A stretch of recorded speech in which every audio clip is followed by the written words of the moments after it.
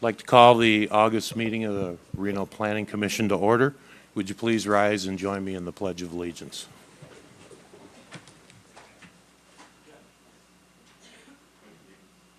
I pledge allegiance to the United States of America and to the republic for which it stands, one nation, under God, indivisible, with liberty and justice for all.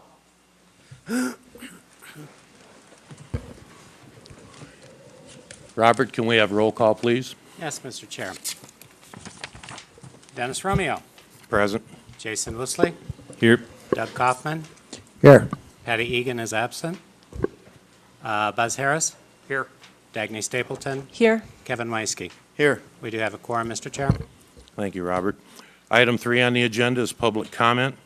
This item is for either general public comment or for public comment on an action item. If commenting on an action item, please place the agenda item number on the request to speak form. Now, if you're here for another item on the agenda, there will be a time for that in just a few minutes, hopefully. Do we have any public comment? Seeing none, we'll go to City Council liaison report, or excuse me, we'll go to approval of minutes for the July 10th, 2012 meeting. Move to approve. We have a motion and a second. All in favor? Aye. Aye. Any opposed? Any abstentions? Motion carries. City Council liaison report, do we have? Seeing none, we will go to public hearings, item 6. First public hearing is LDC 10-00051, Bella Vista Ranch Phase 2. Is the applicant or the applicant's representative here to speak? Please identify yourself for the record. Now it's on. Can you hear me? Okay. For the record, Randy Walter with Places Consulting, here representing Corona Cyan LLC. Also with me this evening is Larry Lucero with Cyan LLC.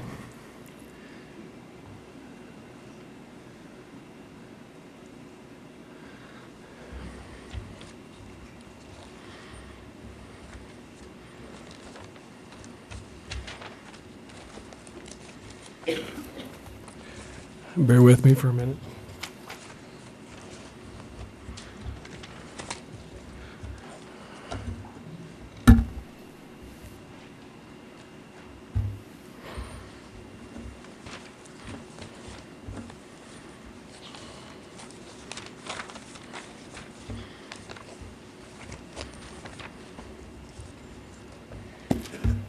I'll do it without it. Excuse me. This property, so that you've got a idea where you're at, where the location of this piece is. On the aerial photograph in front of you, this is South Meadows Parkway that ends basically at this point. Veterans Parkway is here. This is the Steamboat Creek restoration project that was built with the Bella Vista Ranch Phase 1 project. The piece you're looking at is this piece right here, approximately 76 acres. Other things that are surrounding this property that I'll talk about in a little bit later. There's an existing gravel pit just to the north of this property. Off to the east of this property is a gun range, which is also part of the Damani Ranch PUD subdivision, which incorporates both on the east side and the south side of this parcel. All the way over to the west side is Double Diamond Ranch, so that you've got an idea where this particular parcel is at. From a master plan standpoint, this parcel is designated as a special planning area. It was approved as a special planning area some time ago. The PUD zone change that's in front of you this evening is an attempt to bring this property in conformance with that master plan designation as PUD. The property surrounding it, both from the Bella Vista, from the Damani Ranch standpoint, as well as the Bella Vista Phase 1, are also designated as special planning areas.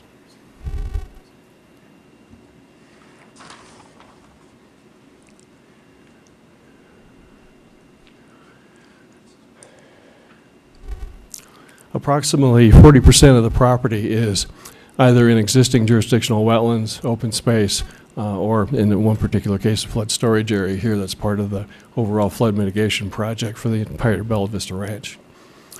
As a function of that, there's 3 villages, one's to the north and 2 are to the east. Village A and B are designated for a combination of residential uses with the possibility of some commercial uses. Village C is restricted to just commercial uses, primarily because of its location adjacent to the existing gun club. The intent of the project is to complete some infrastructure that was put in place some time ago. And what's happening with this infrastructure completion is a connection of a water line up Rio Wrangler, connecting to the water line facility that's connected to South Meadows, as well as the extension of South Meadows across the wetland mitigation, tying to Rio Wrangler, creating an overall circulation pattern that currently is missing. This project actually completes that circulation pattern, actually enables a much better circulation throughout the community at this point. This exhibit that you see in front of you has to do with the wild horse preservation plan that we've incorporated into the handbook. One of the things that we've worked with on the wild horse folks that are involved is to try to make sure that we separate the horses from the development. So as a function of the overall handbook, we've established some areas where fencing would occur. It would occur on a by phase basis. As projects are developed, it would be fenced off so that the horses wouldn't intermingle with the cars and the people.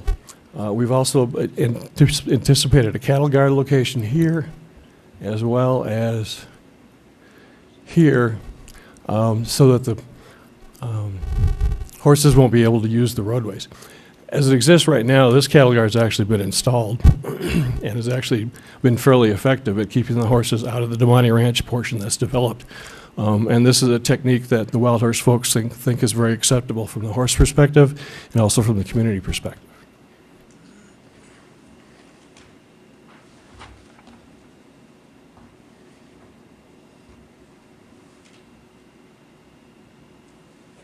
One of the components of this plan is the overall floodplain and flood mitigation that's taken place. When the Bella Vista Ranch Phase 1 was first put together, one of the key components was to take it out of the floodplain, which in effect also took this parcel out of the floodplain. This exhibit you see is a FEMA floodplain map. It's a current one. This is our existing site for the Phase 2, and this is the floodplain, which is all contained within the Steamboat Creek Restoration Project.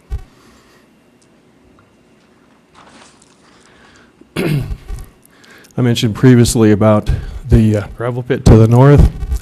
In your staff report, it notes that this pit is on a short-term lease situation. The majority of the material has been taken out of the pit itself. It's anticipated that the pit will be used to complete not only this project, but some other projects in the area. From a timing standpoint, what the handbook proposes is to provide for notification to anybody that is a renter or owner in this area of the pit operation, that it does have a valid special use permit and they can't operate there until the material is exhausted. The gun club is a similar situation.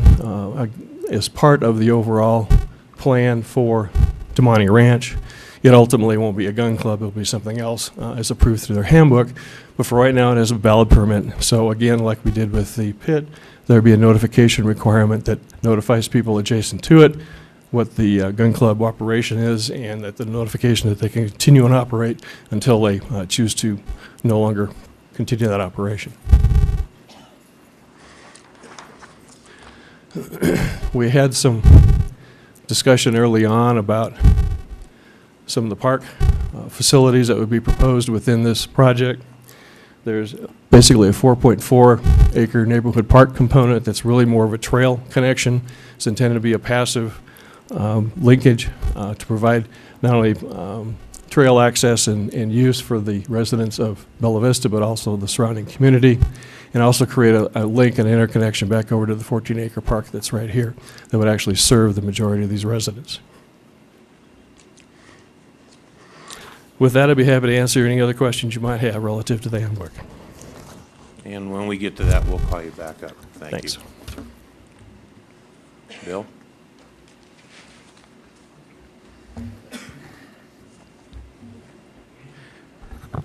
For the record, Bill Gall, Senior Civil Engineer, City of Reno. Staff agrees with the applicant's presentation and the PUD as presented tonight.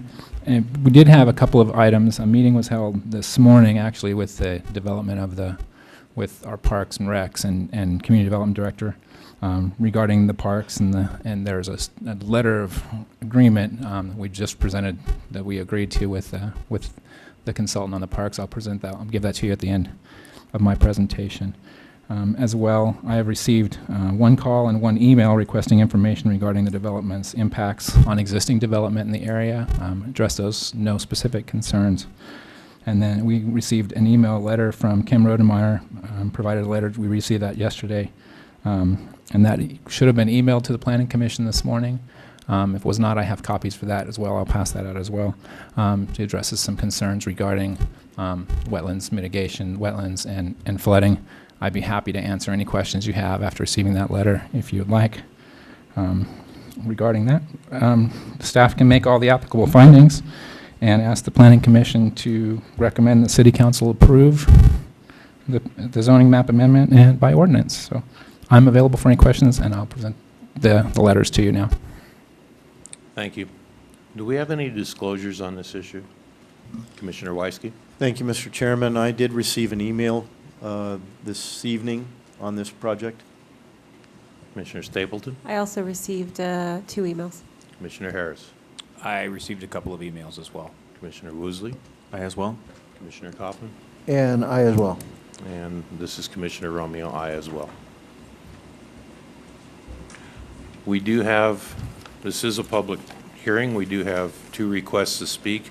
If you do wish to speak on this issue, you need to fill out a request to speak card and give it to Robert.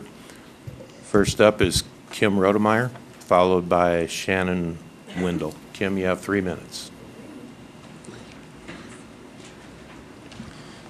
Mr. Chairman, excuse me, Kim, before you start, we've just received several documents, one by Ms. Rodemeyer, several pages long. I haven't had an opportunity to review them. If I'm the only one, then maybe a request for a 5-minute, 10-minute recess is not in order, but I would like to at least read some of this paperwork that's being passed out right now and have an idea of what's in it pertaining to this agenda item. What's the will of the commission? I would agree with that. I would like some time to read over the documents. Okay, we're going to take a 5-minute recess. Kim, when we come back, you'll be up. Thank you.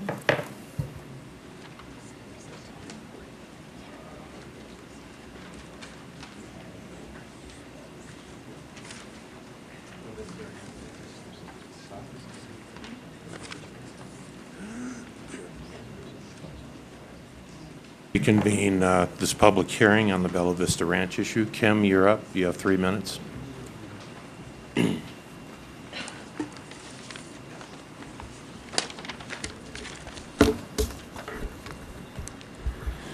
My name is Kim Rodemeyer, and I'm here to request that the zoning map amendment be denied. In the current staff report, there are different written comments from me with staff responses only to only a few things. Mentioned was that the mitigation in the previous phase of the project moved this section out of critical flood zone 1 and that the wetlands did not flood in 1997. That's great, but they flooded New Year's in 2005. That flood was an 80-year flood on Steamboat and only a 30-year flood on the Truckee, which means that their cute little retention pond is dangerously inadequate. I see no reference to how much fill they will need, where they are getting it, and where they are going to dispose of the highly contaminated soil that will have to be removed to a site that handles contaminated material. The next time Steamboat floods, if this development is there, then they will either flood or they will have mitigation in place that will significantly impact how much water will go downstream and how fast. The City of Reno's own annexation and land development ordinances state under responsibilities of the owner description of the extent to which any watercourse will be altered or relocated as a result of proposed development certified by an engineer. The altered watercourse shall have a flood carrying capacity that is at least equal to the unaltered course that it replaces and is to be certified to that effect by an engineer. The responsibilities of the city state that the flood discharge volume and velocity exiting the development after construction is equal to or less than the flood discharge at the location prior to the development, and no property upstream or downstream will be subject to increased flood levels or velocities as a result of this development. RTC has announced that they will be dropping the stream restoration portion of the southeast connector. The Pyramid Lake Paiute tribe was vehement in their objections to the tampering of Steamboat Creek and its wetlands. Methylmercury is prevalent in Steamboat Creek, its wetlands, and the surrounding areas. They absolutely do not want soil disturbance releasing that toxic and extremely harmful poison into the waterways. Neither do we, who live much closer. Nothing addressing this issue was answered by staff in their response. As I have stated in previous comments, I don't think this project makes the findings and that this is an inappropriate use of this small area. It is not compatible with surrounding uses, and this will directly impact neighbors and waterways downstreams, perhaps to a devastating effect. On another note, for years, the Double Diamond and Damani Ranch build-outs developments have been saying, we are just going to fence this one section. The horses will find somewhere else to drink and eat. It was like a mantra for each developer and development. It became more and more frightening as each development was approved and no conditions for access to water to wildlife were included. Here we are 15 years later, and this is it. This is the last spot. Their extensive fencing plans will guarantee the death of these horses. Their mitigation provides one spot for drinking, and that spot can and will be taken away with the next project. The applicant will tell you that the wildlife, including the horses that have called this area home for 60 years, will just go find new water. That would be funny if this was not the desert and it was not horrifically wrong. People have looked for new water. We have hiked, we have four-wheel drived, we have talked to everyone who knows the area. We have scoured Google Earth and Bing trying to find sources, and all we can find are dry creek beds that have not had water in years. We are against this zoning map amendment and the project, but if approved, we have been told that there is underground water out there. Great, this type of wildlife does not dig, but developers do. Land should be acquired back in the hills, land that should have water sources underground. Approval should be obtained from Story County and the Department of Ag. The applicant should be required to dig out a well and put in large circular troughs to hold the water for wildlife to have easy access. This is not an unreasonable condition to attach. Thank you. Thank you, Kim. Shannon Wendell? You have 3 minutes. My name is Shannon Wendell. I'm the current president of the Hidden Valley Wild Horse Protection Fund, and I'm here to make a statement. Please speak into the mic. Can you hear me?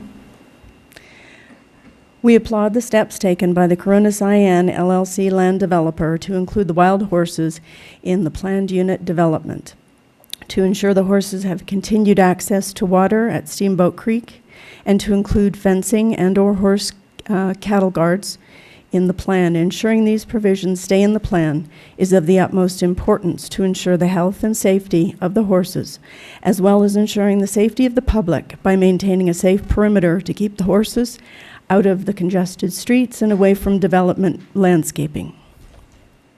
We encourage the Reno Planning Commission to maintain Section 4, Wild Horse Protection Plan in the Bella Vista Ranch Phase 2 Development Plan. We also encourage the Reno Planning Commission to include in all further future development plans provisions such as this for all wildlife. As a resident of the Damani Ranch area, I would hope that not 1 ounce of dirt be moved on this piece of property until the vast majority of acres of undeveloped dirt pads skirting Veterans Parkway and Steamboat Parkway have been developed. Additionally, no further development should take place in this area until the Sage Hill Gun Club closes. This has got to inhibit development and sales of new homes. Thank you. Thank you. Is there anyone else who wishes to speak on this item? Could you please come forward and speak and fill out a request? You did. Come on up.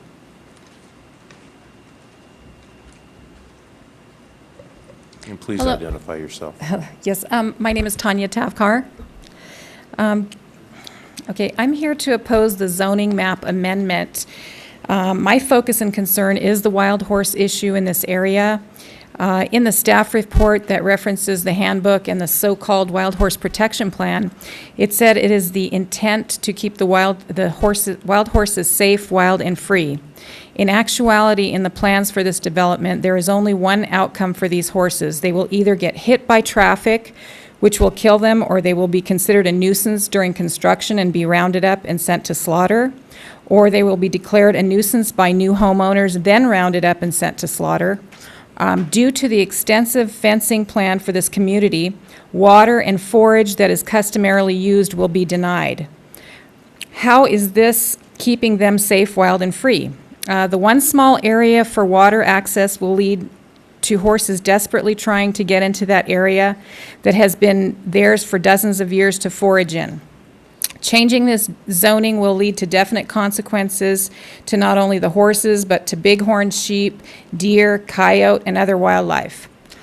If this zoning map amendment is approved, a condition should be that the developer first be required to obtain an equal size area between the gun club and the gravel pit to direct water and create new wetlands for their use and safety. Why would this area even be considered for development due to the unique issues like wild horses, wildlife, flooding in 2005, methyl mercury, arsenic, and other toxic chemicals known to this area? Thank you. Thank you. Robert, did you get a? Okay, thank you. Anyone else? Closing the public comment, public hearing portion, bringing it back to the commission for questions. Commissioner Woosley? Question for staff.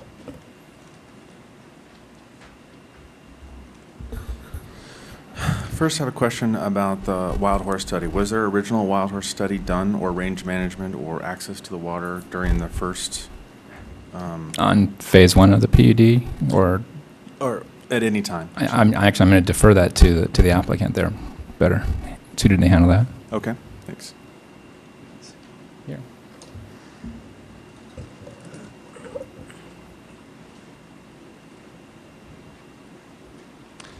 We worked with the Wild Horse Protection Association on the plan that we developed and put in the handbook itself. So we actually worked with them on that particular component of it. And it this was is something in- that we were requested to do when we came through with the master plan amendment 2 years ago, whatever it was. Is this what's referenced for section 4 in phase 2, that was included? Right. The section 4 in the phase 2 handbook was as a result of our discussions with the Wild Horse Protection Group and trying to make sure that we met their criteria. And you feel the application before us tonight meets everything that in that section? Yeah, that's part of the handbook that's in front of you Okay. for approval through the zoning change. I think you heard from them in support of the project. They're the ones that we worked with. Gotcha. Second speaker. Okay. Thank you. Any other questions while I'm still here? No, I think I'm going to go back to staff. Thank you very Okay. much.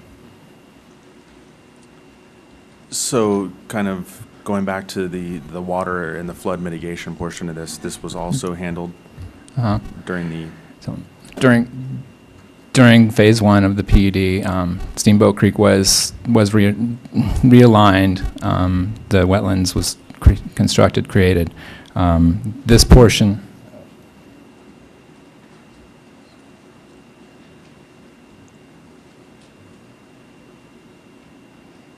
Go up there. This portion of the development, as you can see, is highlighted here, is all outside of the existing 100-year floodplain. For flood mitigation, it's outside of the 100-year flood zone. The only portion or the only development that would be within the 100-year flood zone is the crossing of Steamboat Creek itself by South Meadows Parkway. They would have to comply with any flood mitigation, flood control, anything that was referenced by Kim in her letter regarding the flood mitigation and flood zones. That's the only portion of this development that actually is within the 100-year flood zone. Their development itself is also outside of the wetlands. Basically, the wetlands area is set aside as open space in their development.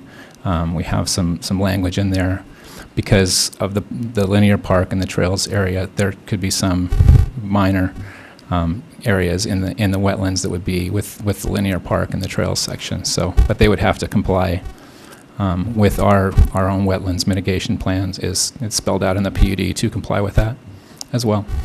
So what's before us tonight does not change what the original decision with the flood mitigation from the original? It does not. All right, thank you. Any other questions? Commissioner Weisky. Thank you, Mr. Chairman. For staff, Bill? Can you tell me about the methyl mercury that we've heard discussed this evening that's, is it in the water? Is it in the ground? Is it in both? What I can tell you is there is methyl mercury within the Steamboat Creek and the Steamboat Creek area, whether it's within the areas that's going to be developed outside by the development itself. They will have to do a geotechnical study of any dirt that they move prior to moving anything. They will have to come up with mitigation plans if they find anything in that area. Yes, within the Steamboat Creek and the Steamboat Creek base, flood channel itself, there is methyl mercury. Our wetlands tend to uptake some of the methyl mercury, and that's part of the reason why the tribe is against the current proposal from RTC of realigning Steamboat Creek and doing the Steamboat Creek restoration on their project, because it's the fear of impacting the methyl mercury, breaking it out into the channel and having basically slugs of methyl mercury and contaminants reach Pyramid Lake, as opposed to how it is in its current form. They're used to dealing with the flows and the contaminants that are coming there, and any disturbance of Steamboat Creek would impact them. Okay, thank you. No further questions. Commissioner Stapleton? Yeah, I have a follow-up on that question, and then I also have a few other questions. So did RTC, I read this in Kim's letter, so could you tell me if this is correct and what happened? Did RTC abandon the realignment of Steamboat because of their concern about the mercury? Here's what I know. I discussed this today. I got the letter today, and I discussed it with Carrie Lanza, who is our floodplain manager for the city of Reno. And my understanding through her is that RTC desired to do the Steamboat Creek restorations. It would improve. They could provide some additional wetlands areas, some additional water quality features in Steamboat Creek, and some additional flood control measures while they were building the southeast connector. Washoe, the tribe, they asked to be a coordinating partner with RTC because of their concerns for methyl mercury and any disturbance of Steamboat Creek. To do so would require considerable levels of additional red tape, basically, and coordination and stuff that RTC didn't see the benefit and associated with the delays that it would create to go through the studies and do the additional work for that, for what benefit that they were getting out of it. They weren't really seeing. They felt like they were doing it more as a favor to the area and flood control. So they've decided that they're going to pull that section out, and they're not proposing to do the Steamboat Creek restorations outside of where their crossings are. So for this project, where is the Steamboat Creek, where is the waterway going to be realigned? Is that a part of this? There will be no waterway realignment for, as part of this project. Like I said, Steamboat Creek has been brought into this location right now as part of Bella Vista Phase 1. The only thing that this project will do associated with Steamboat Creek is cross it with South Meadows Parkway, right here. So that's the only disturbance. That's the only area that they would, and we won't allow them to get in there. They would basically do a clear span of it. Okay, I have a question about the letter we got that you handed us about the park, and I didn't quite understand what the initial issue was. Can you just talk about the letter a little bit and give us a little background on it? Sure. In your packet, basically the 4.4 acre park area that was set aside really doesn't serve our parks department well as a neighborhood park, and there was discussions about the importance of trail connectivity. So they've set aside space, and they'll develop the 4.4 acres in trails. And that area, there was also a discussion of potentially up to a 1 acre of turf along, linear turf area as a play area. The developer and parks had a discussion with that this morning, and they basically have removed that requirement for the 1 acre of turf. The developer will put in all of the trails. They will own and maintain. It'll be put in common area within the PUD. They will own it and maintain it. And then all of I'm going to make sure I get this right. It's the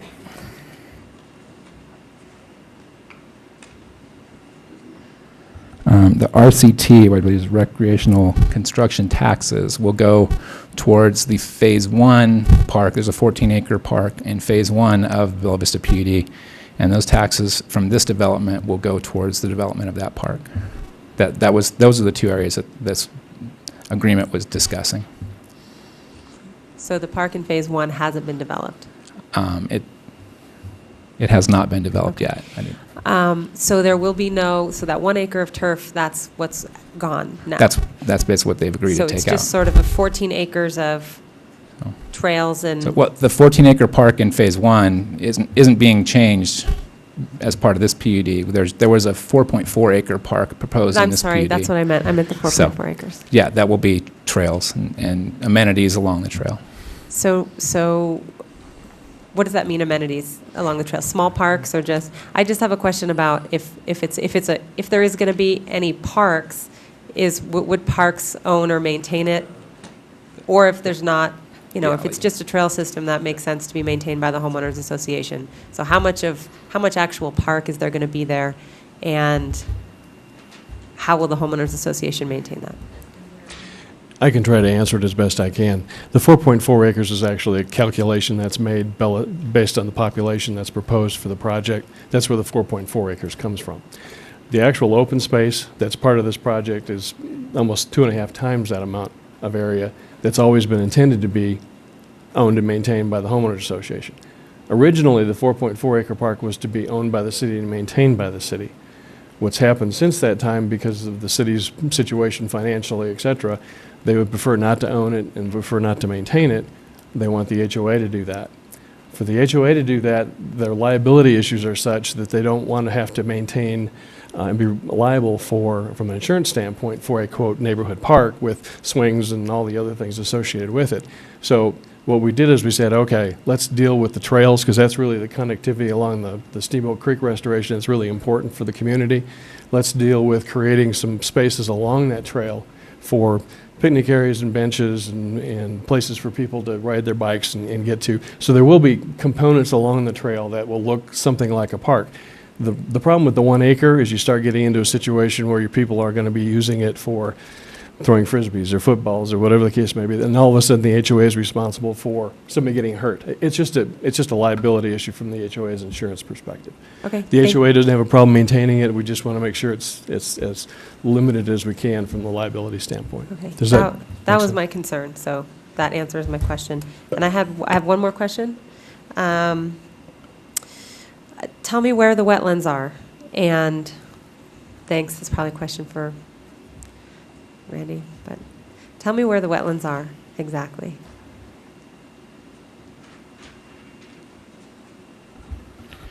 And I don't just know. in terms of, and I'm asking this question because, I did read through Kim's letter, and it was a lot of thoughtful information about the importance of wetlands, and, rating by study about, that this rate's high on the importance, on the list of wetlands in our state, and that they've been compromised.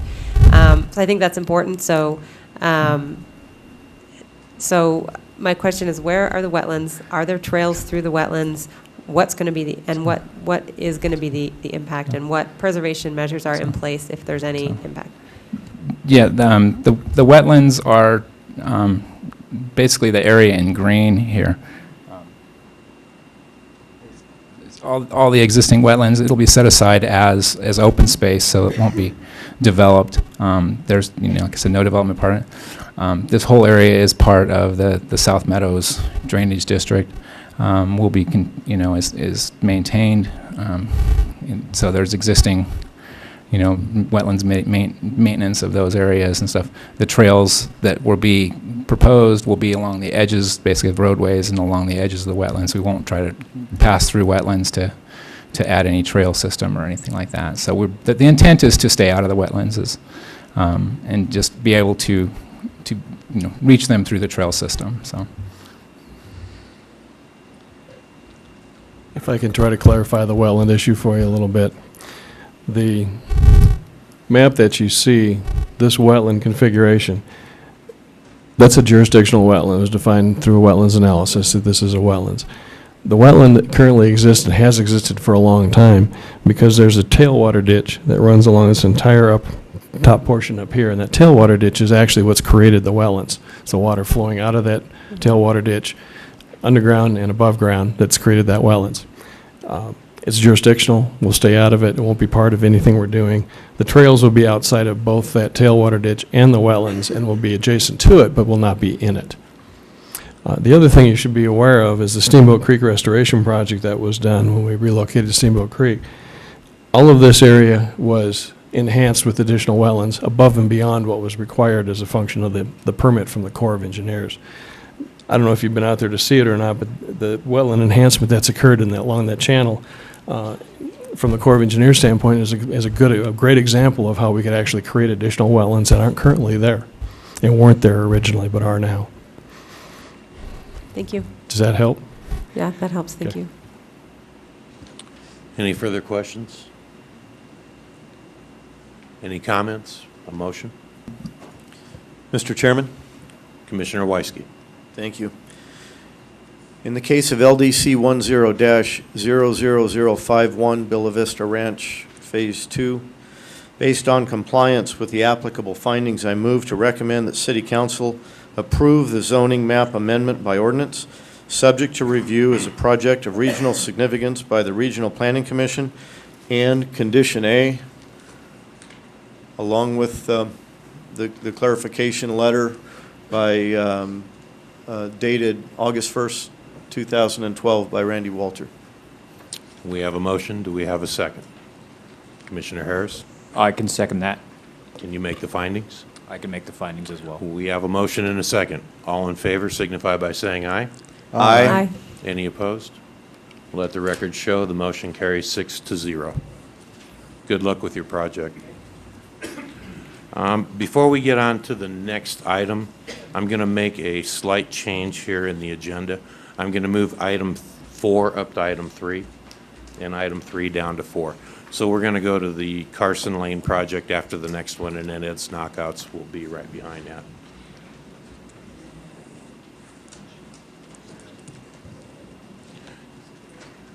Okay, item 2, LDC 12-00048, Village Parkway zoning map amendment. Is the applicant or the applicant's representative here? Please identify yourself for the record. Yes, Mr. Chairman, members of the commission, my name's Tom Gallagher. I'm the president of Summit Engineering Corporation, and I'll apologize in advance if I get something wrong here. I've done about 1,000 of these, but I haven't done any for a long time.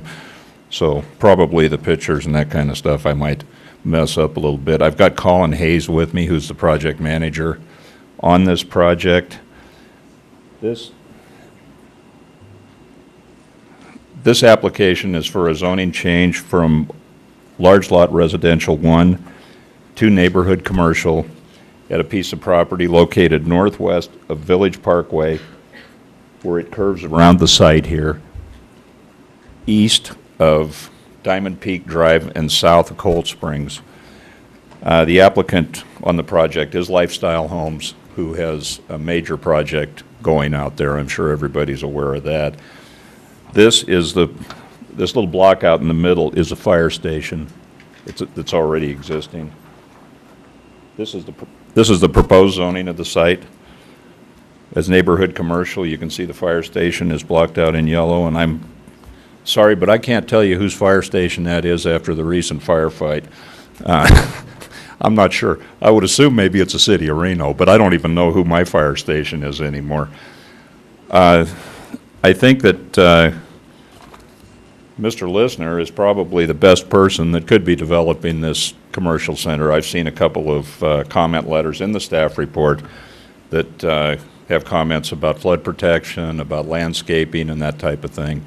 But I think he has more interest in keeping this area extremely nice than almost anybody else that would be in for a zone change of this type.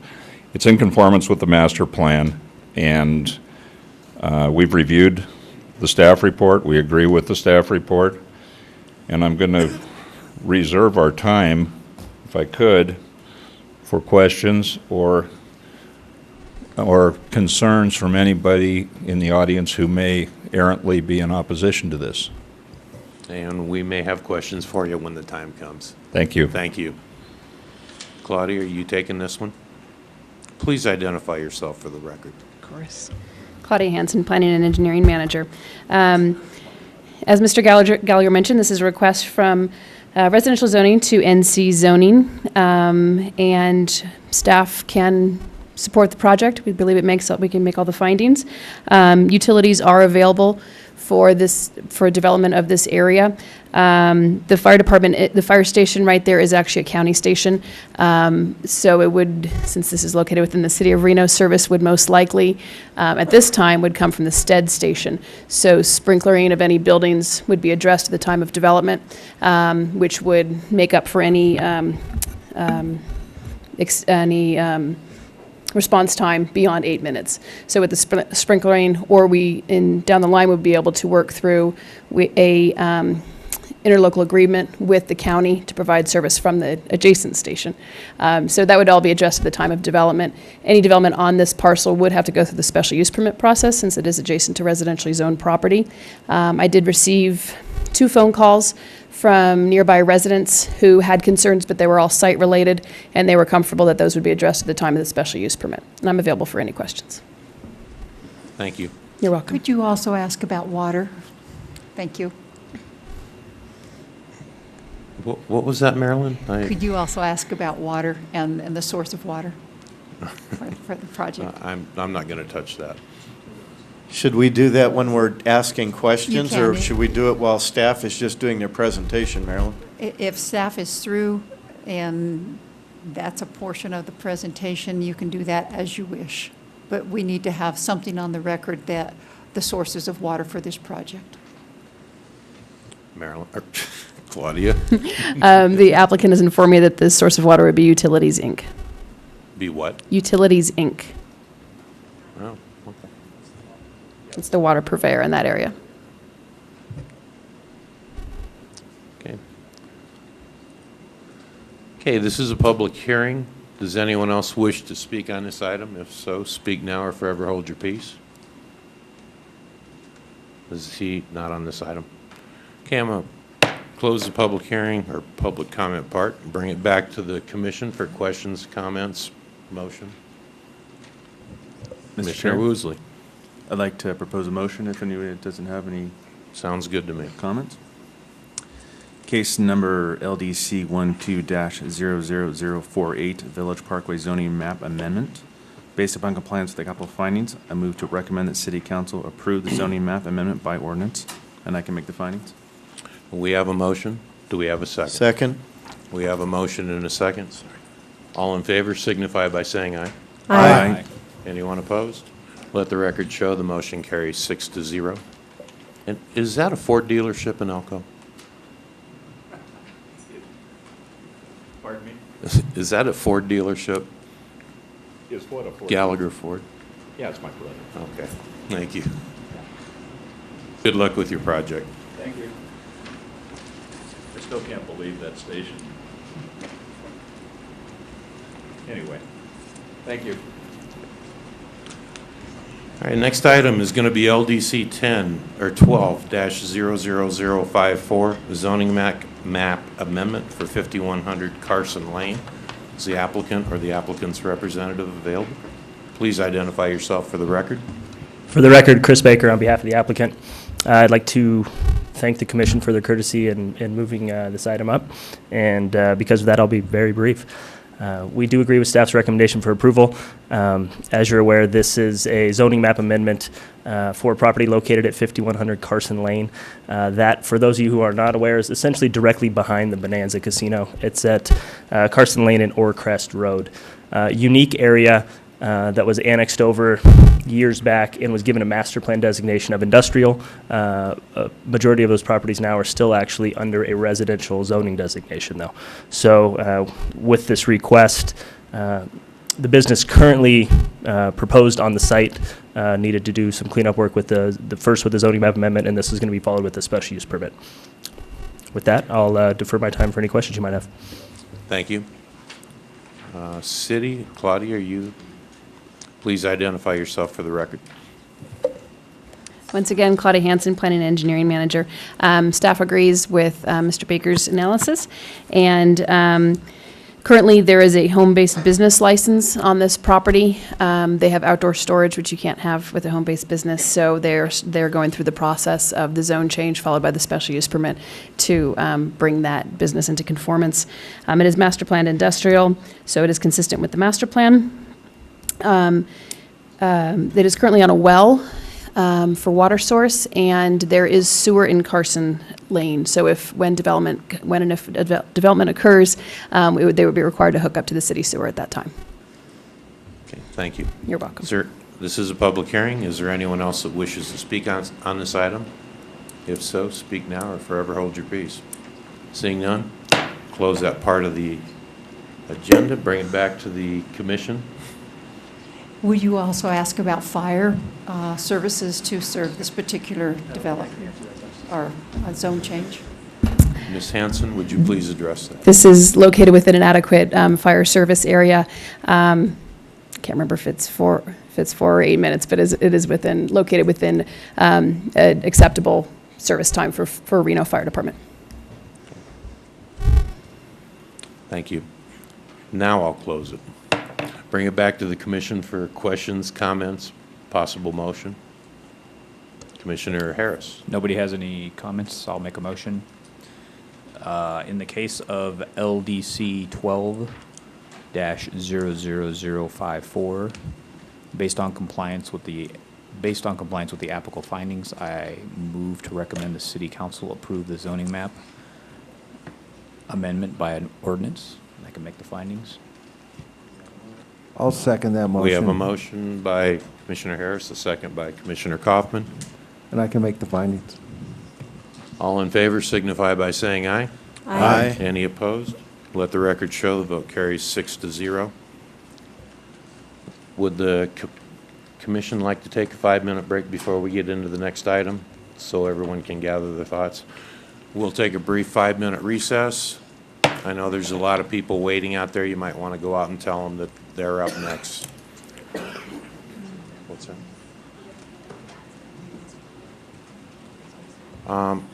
Yeah. I'd like to bring the meeting back to order. Next item on the agenda is LDC 12-00055, Ed's Knockouts. Is the applicant or the applicant's representative here?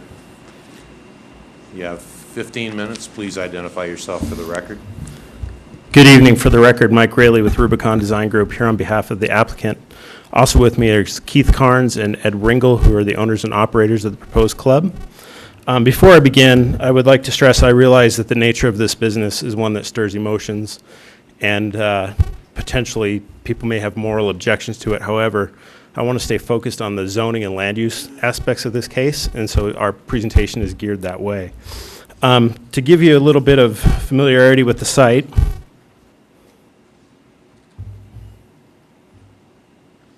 we are located, excuse me, at the southwest corner of 5th Street and Eureka Avenue. Our main entrance to the building will be on Eureka Avenue. There's no public entrance whatsoever along 5th Street or on the back side of the building, so on the west side of the building. Currently, the site is a vacant warehouse. That's the Eureka Avenue frontage. The small office that you see there would, as part of our proposal, would be demolished, and in its place, new porte-cochere put in, along with landscape improvements that meet the downtown regional center requirements, including pedestrian amenities. That is the 5th Street elevation. As you can see right now, there's 2 large roll-up doors. Those would be removed as part of our proposal. And the new elevations, if we can actually zoom out on that a little bit. Oh, there we go. That's essentially what the new elevation, the east elevation would be along Eureka. As you can see, the porte-cochere comes out.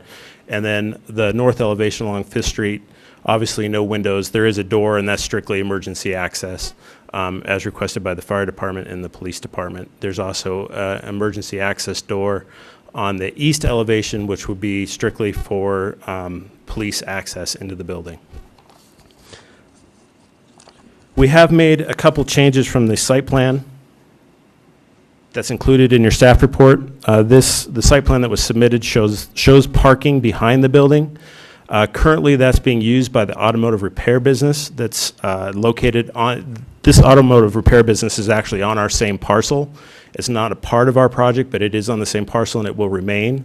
That right now is being used as a storage yard for that business. In speaking with that business owner, he says it is critical to his business that he have that, so we've agreed to maintain that for him, that we will not be using that for parking. It is right now arguably a code enforcement issue. It is not well maintained. So we would be going in and doing improvements to clean that up and replacing the gate and whatnot to bring it up to code standards. Our parking, going back to my original drawing, is going to be provided in these lots directly across the street. We have a lease, an agreement with Forever Yours Furniture Store to lease those lots. We'll be improving those lots into a parking lot to city code, which would provide all of our parking directly across the street on in a lot. So the surface parking, essentially, we're not dependent upon street parking for our use. We can provide, obviously, we anticipate that some of that street parking on Fifth Street adjacent to our building will be used, but we can provide and meet parking requirements through the lease of those adjacent lots. In terms of signage, the only signage that will occur will be on that east elevation on the front of the building.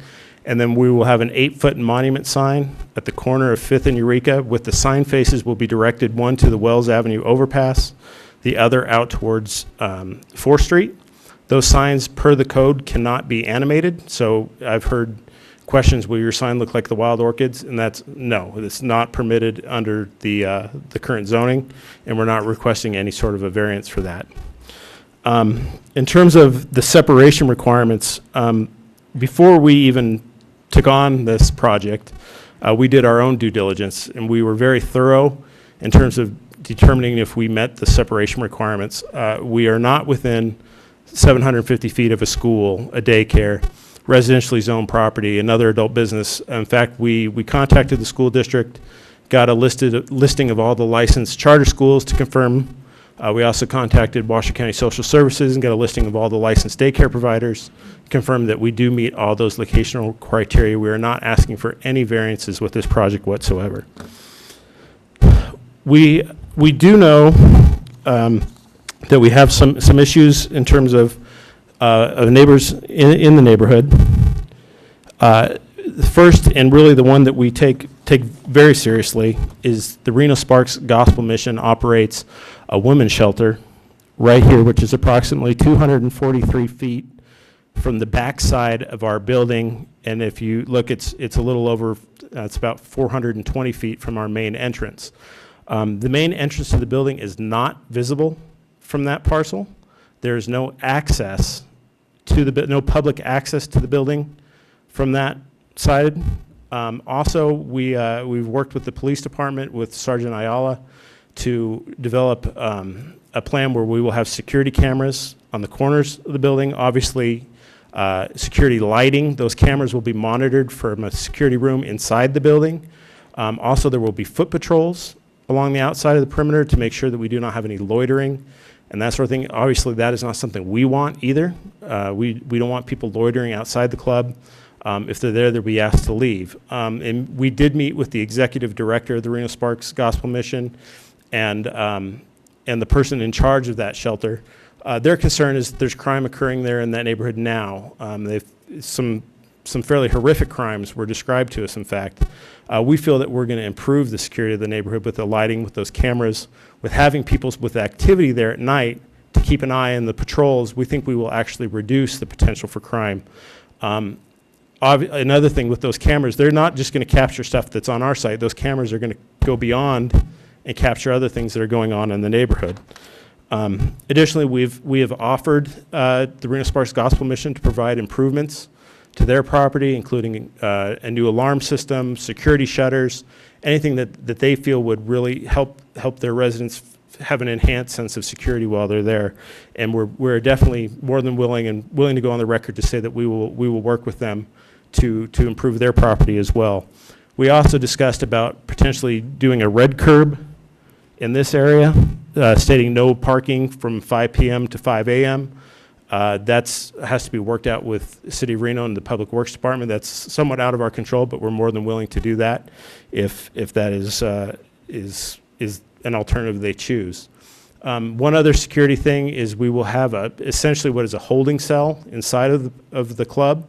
So that way, if there is an incident, we can bring those that are involved into the club. So you won't have somebody outside in handcuffs, for example, screaming and swearing. That will all be contained within inside until the police get there. It's also important to note that none of the signs for this facility would be visible from that shelter. And like I say, if anything, we feel that really it will, from a security perspective, enhance that. And we, as I explained, we'll have conditions associated with this permit. It's paramount to us that we maintain security and abide by those conditions, because we realize that if we don't, we run the risk of having the special use permit revoked. And I don't think anybody would argue with me that to come back before you and ask for this again after it had been revoked, I think would definitely not occur. The other neighbor issue is the Reno Diagnostic Center, which you see over there. Their main entrance, I actually have some dimensions on there. It's 684 feet to the main building, 459 feet to the building, but the entrance itself is right in this area, which is about 500 feet away. If you look at their parking lot, as you can see, there's not very many cars over towards the 5th and Eureka side. In Mr. Gordon's letter, it states that they're open until 11 o'clock, and we're a little bit confused. This is actually directly off of their website, and it says we are typically open from 7 a.m. to 5 p.m. Monday through Friday at both Reno locations. So we were unaware until we got Mr. Gordon's letter that they were operating past 5 o'clock in the evening. However, it's my understanding with those that I have talked to that those are, by appointment only after 5 o'clock. I think the activity is greatly reduced, and as you can see, I don't think a logical place to park would be by our club. It'd be up by the entrance. And if you can see that during the day, and I do have some other pictures if you'd like to see them, if that lot's not being used during the day, during their peak hours, I would be hard-pressed to believe that that is used at night for appointments. And I would think, just from a security perspective, you wouldn't want to park your car there and walk across a parking lot at 11 o'clock at night when you could park up next to the building. So I would like to state that for the record. We are willing to put up signs if they so choose in their lot that says parking for Reno Diagnostic Center only, and that towing will be enforced. We will have a valet attendants at the front of our club that will look out directly onto that lot. So if they see any patrons coming over from there, they will inform them that they will be towed. We're more than happy to do that. In terms of kids being present there, obviously, we are not a business that wants to appeal to children. We don't market towards children, but I really don't think that there will be any children that will really necessarily see this business in terms of the separation, the 500-foot separation, and the fact that really to park near us is not a logical choice for a patron to do that. A lot of the other discussion that we've heard is about the vision of the area. And if you look at the downtown regional center plan when that was put together, there was discussion that they did not want to see strip clubs on main arterials and that sort of thing. And that's where that locational criteria came in. We meet those locational criteria. This neighborhood is generally industrial in nature, and it's not visible from primary arterials. And in terms of affecting tourism, Mr. Gordon's letter references the Freight House District and what a success that's been. Well, directly across the street from the Freight House District is the Men's Club, a strip club. Obviously, that hasn't inhibited the success of the ballpark or the Freight House District. If you look at the Midtown District, that's one of the arguably the most booming spot in the city right now. There's the Wild Orchid. There's also the adult bookstore, which I would think arguably is a much more intense adult use than anything that we would be proposing, and it hasn't inhibited new development. So with that, I would like to address the findings. And I think the key finding is finding A, that the proposed use is compatible with the existing surrounding land uses and development. Obviously, it meets all the locational criteria outlined in the code.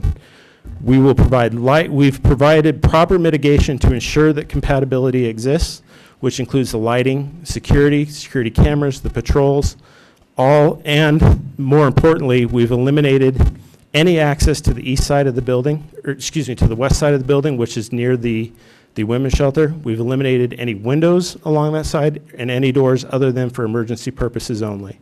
I think we've done everything we can to make sure that they're mitigated, and we're very confident that they will not be impacted. In terms of the Reno Diagnostic Center, it's the same thing. I think with our security patrols, the fact that our valet attendants will literally be watching their site while they're watching our parking areas provides them with a better security than what exists now. We know that problems exist in that neighborhood. If you look through the buildings, I've got pictures, or actually that were shown, that show all the graffiti. That's an issue. I think that we can really kind of suppress some of those issues that are going on now. Finding B, the project is in substantial conformance with the master plan. We're not asking for any amendment to the master plan, and we are in direct conformance with the MU zoning. Adequate services or infrastructure to support the development. This is an infill project. This building was originally built for the telephone company and then was occupied by Artistic Fence. All the utilities necessary to service us are there. In terms of traffic impacts and safe pedestrian environment, we are providing all the pedestrian amenities in conjunction with the Downtown Regional Center Plan. Also, we are providing landscaping that exceeds our requirements. So it will really help to improve the aesthetics of the neighborhood in terms of the building improvements and the new landscaping that will be put in. And then finding E, which I think is another important one, that the site location, scale, intensity, density, height, layout, setbacks, and architectural and overall design of the development and the uses proposed is appropriate to the area which is located.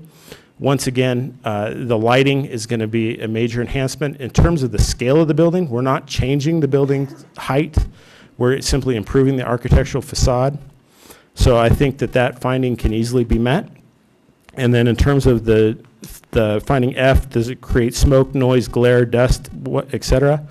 All the activity will be contained within the building. Any outside activity is on Eureka Avenue away from any existing residences, as well as the Reno Sparks Gospel Mission holdings. Our security patrols will make sure that there's no loitering outside and that sort of thing. Project signage is in character with the project architecture and is compatible with complementary to surrounding uses. As I said before, the only signage will be only a small 8-foot tall monument sign, and then the signs on the east elevation that face away from residential uses, and they actually face directly to our parking lot and over towards Wells Avenue. Finally, finding H, that the structure has been designed such that window placement and height do not adversely affect the privacy of existing residential uses. We have no windows whatsoever that face residential uses, so that's quite an easy finding to make. I think that there's a stigma associated with such a use that sometimes creates a false sense of panic. I've heard of secondary impacts, for example, that these sort of clubs can create in terms of crime, and I think what that clearly is a sign of mismanagement. The owners and operators of this club are experienced in operating facilities such as this. They've operated facilities such as this in Reno in the past that they've sold. They have proper management teams in place and proper security teams in place to make sure that any potential impacts aren't properly mitigated and addressed swiftly and quickly. The last thing that we want to do is have crime associated with our project. It detracts from not only us attracting customers, but we run the risk of losing our business license. So by all means, that will be a #1 priority. So with that, I see I've got 15 seconds left, so I'll wrap up, and I'm happy to address any questions or concerns you might have. Thank you. For the city, Claudia?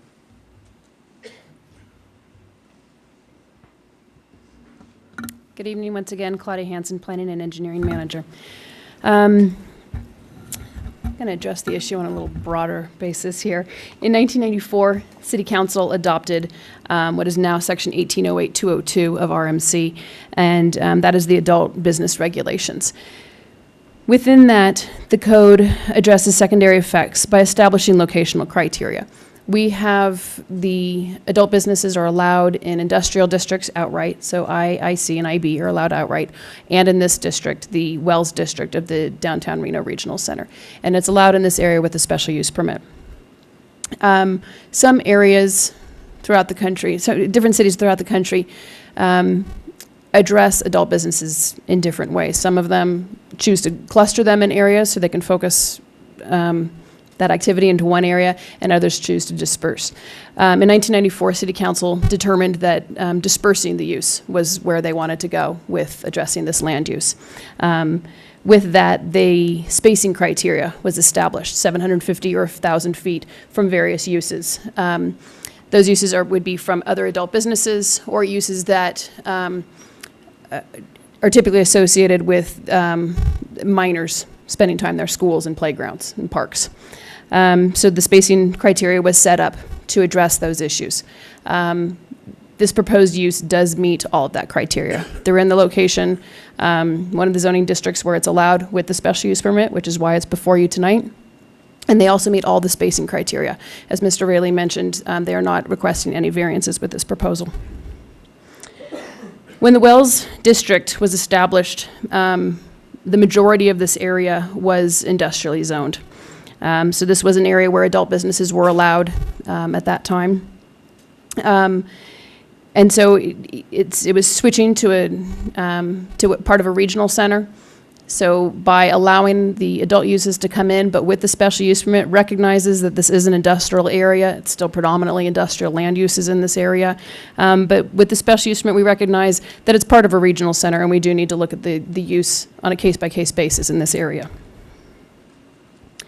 The SUP provides the opportunity to review any proposed project to ensure the findings are met, including compatibility with surrounding land uses, finding A in this one. And I would agree with Mr. Riley that that's probably going to be your key finding, although you do need to make all the findings if you want to approve it, and if you can't make one of them, then you would not be able to support it.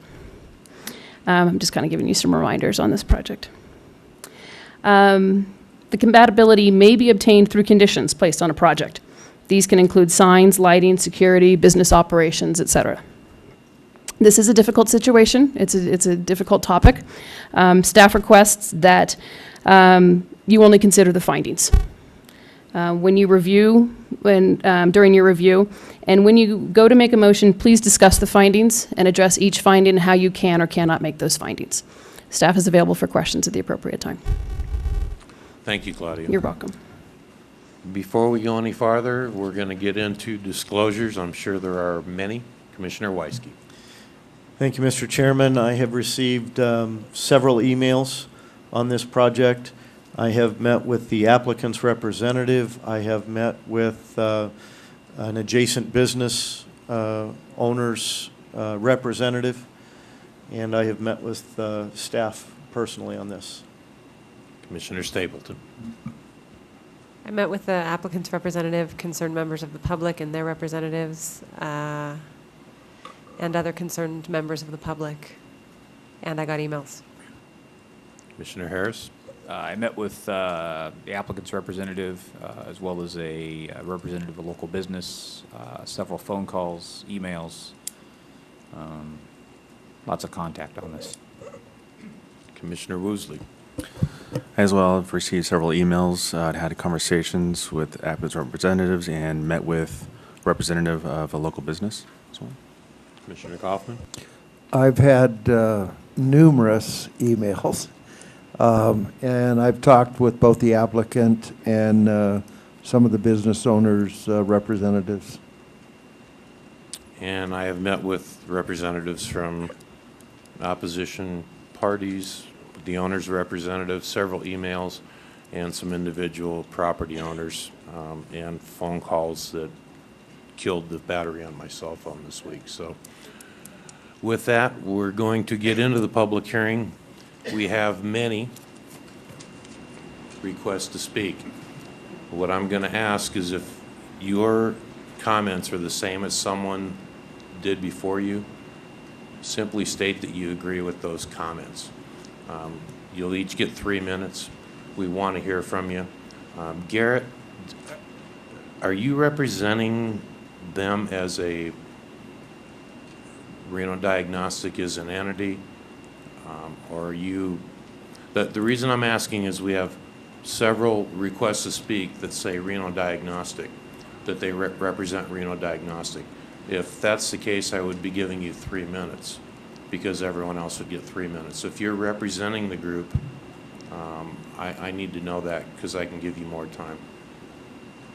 However, it would be a quid pro quo. We would expect them to, they can't all represent Reno Diagnostic and get 10 minutes or 15 minutes. Sure. Mr. Chairman, thank you. For the record, Garrett Gordon. Yes, I'm speaking on behalf of the entity Reno Diagnostic Centers.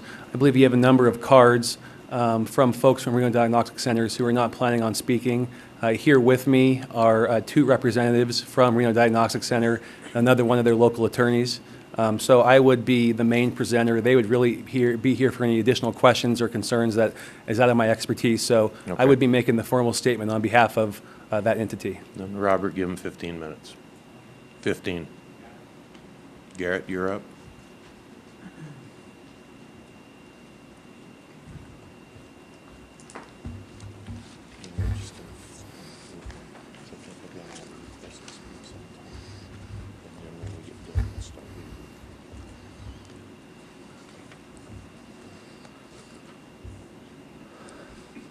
Mr. Chairman, members of the commission, thank you for the extended period of time.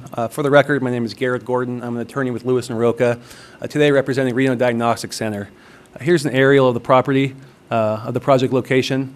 As described to you, here's the project site, and here is kitty corner of the project site is in fact Reno Diagnostic Center.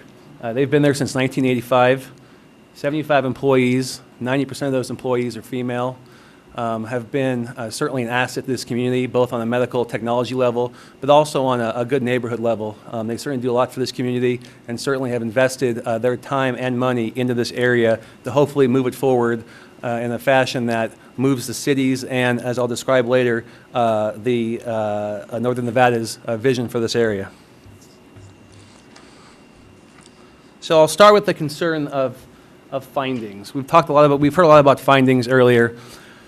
This is an adult use, which raises the criteria of findings, which are enhanced findings. State law and Reno Municipal Code have strict findings and strict considerations required for an adult use.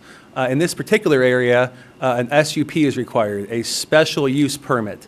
One of those findings for the use permit is, and I think really the crux of tonight's argument is the proposed use compatible with existing surrounding land use and development? I would argue a couple things regarding the staff report. There's no mention of Reno Diagnostics. There's no analysis of what that surrounding land use and the impact it will have, and what the impact this project will have on it. In making that determination, which is a subjective determination, staff comes to the conclusion that it is compatible, one, because surrounding businesses are not open during the project's hours of operation. That's false. Reno Diagnostic Center operates from 6:30 a.m. to between 9:30 and 11 o'clock p.m. We saw an exhibit by Mr. Raley from the website that says hours of operation are from 9 to 5 o'clock. That is for the public as far as when they're taking phone calls. They take phone calls from 9 to 5 o'clock. They've heard that if they put till 11 p.m. on there, that people who are trying to call, get their voicemail, get the operator at 6 or later, get agitated that the website says something different than the actual operating hours. But both the executive director and doctors from the center are here tonight, and will put on the record that these are their hours of operation. They work closely with local physicians. They work closely with patients, all, again, who show up, attend, and are treated late into the evening hours. So the premise that no surrounding businesses are open is false. Secondly, and I think equally as important, is the locational criteria. Proposed use is compatible with existing surrounding land use. Again, a subjective term. What's compatible? Well, under Reno Code, there's some strict conditions about what's compatibility of adult business. One of them is minors. In the adult business section, 3 different places, it mentions the purpose and intent of adult business regulations is business will not be experienced by young people, prevent the exposure of materials subject to this regulation by minors, to prevent location of adult businesses near areas frequented by minors. Well, the staff report does not discuss minors because they made the conclusion that all the local businesses are closed during operating hours. Again, false from our perspective. In the last 12 months, Reno Diagnostic Center has treated 2,400 minors, or 200 per month. I certainly would contend to you and submit to you that this proposed area is certainly in an area that is frequented by minors.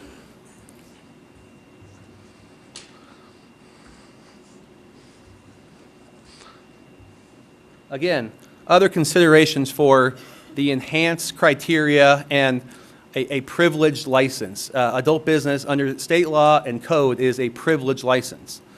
Two mentions of tourism. And again, this is right from code. The purpose and intent of these adult business regulations is to protect the city tourist and retail trade and to prevent the concentration or clustering of adult businesses in any one area and away from areas frequented by tourists. On this exhibit shows the subject area and also two very exciting things that have happened in Reno in recent years. One, the Freight House Tourism Improvement District. The governor has to make specific findings to create this district based on economic development and tourism. Certainly, it is tourism-based, and certainly the intent is to attract tourists. Yes, it has been successful. But yes, the existing men's club, as Mr. Raley mentioned, is located in that district. It's grandfathered. There's nothing they can do about it. I submit to you that has not been favorable to the area. There's dancers who continually pass out 2-for-1 coupons on Saturdays, on Fridays, to families, to many people. I would submit that that's not compatible with the Tourism Improvement District. Also, equally as important, the Tessera Tourism Improvement District, which we've heard recently in the news, technology park, student housing, mixed-use retail, affordable housing, that's 2 blocks away. So I would argue that under the compatibility of this location to the area, that it does not meet, again, it does not prevent the concentration or clustering of businesses in any one area. And you may say, well, we already have locational criteria, 750 feet away, as Ms. Hanson described. Well, there is no locational criteria for areas frequented by tourists. I would say if we're going to talk about locational criteria dealing with tourists, there should be locational criteria for a distance, separation requirement for tourism improvement districts, the epicenter, the heart, the vision, the character of downtown Reno. Again, related to the concentration or clustering of adult businesses in any one area. Here's downtown. 4 adult businesses north of the river. Another, one would argue, was downtown. The applicant's representative also not only mentioned that the men's club was a benefit or a successful part of the baseball stadium, which I think I've addressed that issue, but this location, the Wild Orchid, was mentioned. No one could envision what Midtown has turned into. 5 years ago, Midtown was a mess. 5 years ago, 10 years ago, Aces Stadium was a mess. There's certainly 2 adult uses in that area now. Look what happened. Look what has been created in both those districts. Unfortunately, with the Wild Orchid there, you can no longer connect Midtown to downtown with urban walkable communities, all the findings and TOD requirements that are exciting this community. And you can't do the same with the stadium.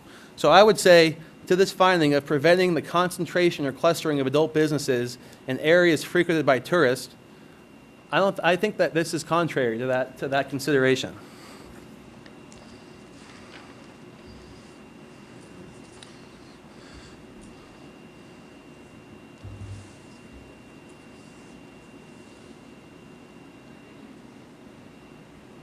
Finally, another consideration is to preserve the quality of the city's neighborhoods, commercial districts, the quality of urban life. Recently, there was a study done by RTC to look into the 4th Street corridor, to look into what is the vision for this area. And I think this is certainly important given recent locations of adult businesses and what's blossomed around it and where we are today with this area. There's big plans for this area. There's big plans for a corridor between Wells and the Freight House District and what's going to happen in between there. Here are some examples of what as a result of public comment of neighborhood workshops, of visioning workshops, of what the residents and people want to see there. Urban housing examples. We have apartments, multifamily, mixed use, certainly some great downtown neighborhood core issues. Adult business was not mentioned. Adult business is not compatible with the vision of this area. Again, entertainment district, family-friendly, bowling, outdoor seating, exciting, walkable, livable communities. Certainly not consistent with an adult use.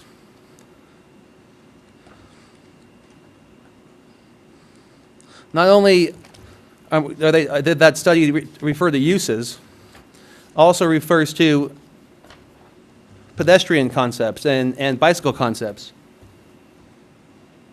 Here's a plan for a bike concept. You can see here, sorry it's a little fuzzy, 6th Street and 4th Street. Family friendly, ride our bikes. Family friendly, go into the Tessera Freight House District. Student housing there, mixed use there, baseball district, big plans. This use is right in the middle of what that plan is. And we always talk about findings. I don't think that use enhances the urban life today or in the future, or protects the city's retail trade. I don't think that consideration has been discussed or met. So finally, I'd end with a couple more comments. One is, it's the applicant's burden to provide substantial evidence that all of these findings and considerations of making the findings, of making the compatibility use, need to be met. The staff report does not mention Reno Diagnostic Center, does not mention the impact, does not mention the compatibility issues. So I don't think that finding has been met. And finally, and in closing, I think this is a good opportunity on a big level to make a pretty big decision tonight. I think that Reno's gotten a lot of bad press lately. In Forbes magazine, downtown is going in the wrong direction. Reno needs to be redeveloped. The New York Times has made comments about downtown Reno and where Reno's going. But we've actually got some really good press lately regarding the Tessera Freight House District and what's going on in that district. I think this is a good step in the right direction of Tessera, of the 4th and Prater Way corridor study. And I think we should keep moving forward and not take a step backward tonight. So I'm here for any questions. The executive director and the doctor from the facility are here for any questions. And I really do appreciate the additional time, Mr. Chairman and Commission. Thank you. Thank you, and I'm sure when that time comes, you'll be asked several questions.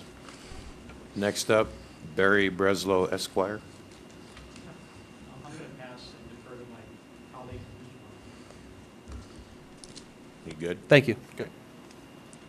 Richard G. Hill. You have 3 minutes, sir.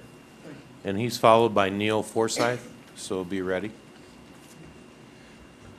Ladies and gentlemen, good evening. My name is Richard Hill. I'm an attorney here in Reno.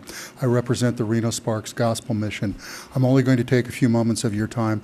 You're going to hear this evening, for the record, from Mr. Redding, the executive director. He will describe for you the operation that Reno Sparks Gospel Mission has, not only at this location, but throughout the city of Reno.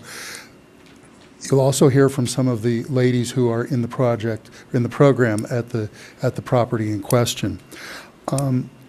The land use is not compatible with the properties to the north and west. There are residences in there. The people at the Gospel Mission are not at the Gospel Mission's site are not the only residences there. We just don't think that there's any mitigation that can be done on this. It's either all or nothing. And I think that if you put this project into that neighborhood, you doom the residences in there. There are vulnerable women and there are children present at the Gospel Mission site. You'll hear about that. They are in immediate proximity to this project, and Mr. Gordon's letter sets forth some excellent points that we agree with. We ask you to deny the project on the land use incompatibility. Thank you. Thank you. Mr. Forsyth, followed by Rick Redding, so be ready. Thank you. I'm Neil Forsyth, raised tire exchange on East 4th Street. And my concern is that originally was the parking, but they've changed some of that because the parking they had didn't give them enough spaces they needed. It was not drawn right. They said they had 45 spaces. They didn't have 45 spaces. My concern is tonight, after listening to him, that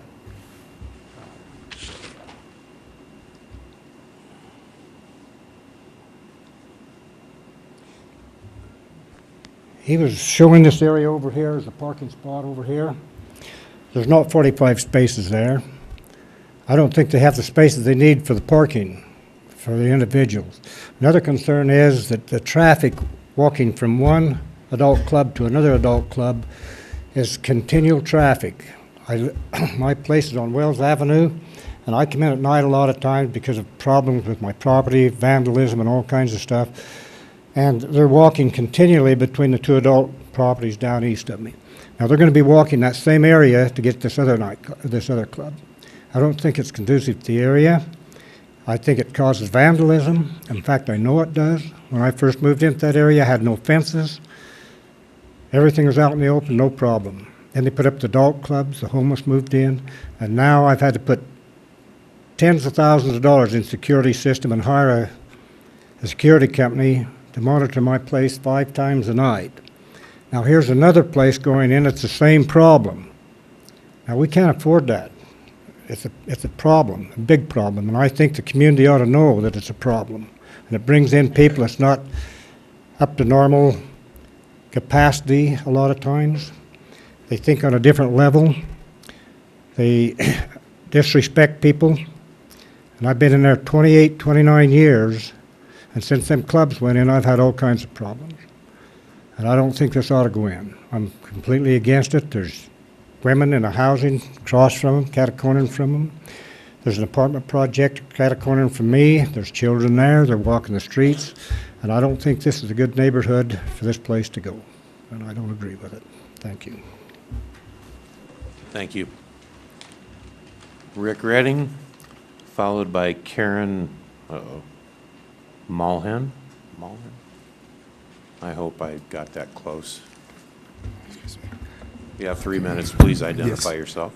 Okay. Commissioners, my name is Rick Redding. I'm the Executive Director of the Reno Sparks Gospel Mission, and we own 2 properties within a couple hundred feet of this project. One is the Women's Home, and another is Thrift Depot Thrift Store, which has been at Elko and Fourth for about 20 years. The mission is celebrating its 50th anniversary, serving this community, helping the homeless, the poor, the hungry, the addicted, the abused. Since 1963, we have served 8 million meals to our areas needed. We've given 2 million clean beds and given away more than 2 million pieces of clean clothing. And we've helped more than 50,000 addicts and those that are abused through intensive recovery programs.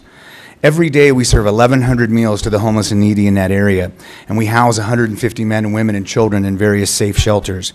We spend nearly $1 million a year on food alone, and we don't ask the city, the county, or any government agency for a single penny.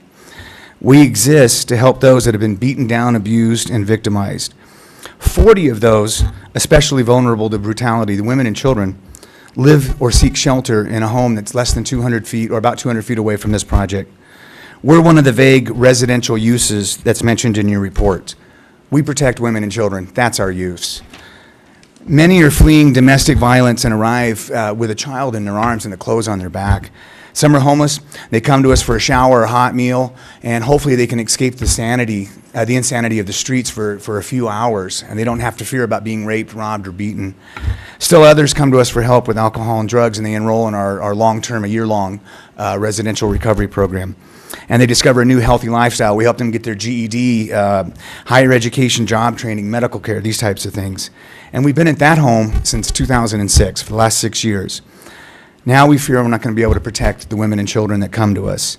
Several nightclubs in the area already attract drunken men who have harassed our clients on a nightly basis. Now we fear more intoxicated and sexually aroused men are going to be walking the street right in front of our home. In the last year alone, our women have watched and witnessed a gang rape, several beatings, and we've had a bullet go through one of the bedroom walls of our home. Adding this club will not enhance the area. It won't improve it, but it will cause decay and destruction. Part of our home's success is its obscurity. Nobody knows it's there. we feel that's going to be shattered. And it's only a matter of time before customers find out that there's a bunch of vulnerable women that live there, and they're going to come out with a few beers in them, sexually aroused, and we feel there's going to be problems.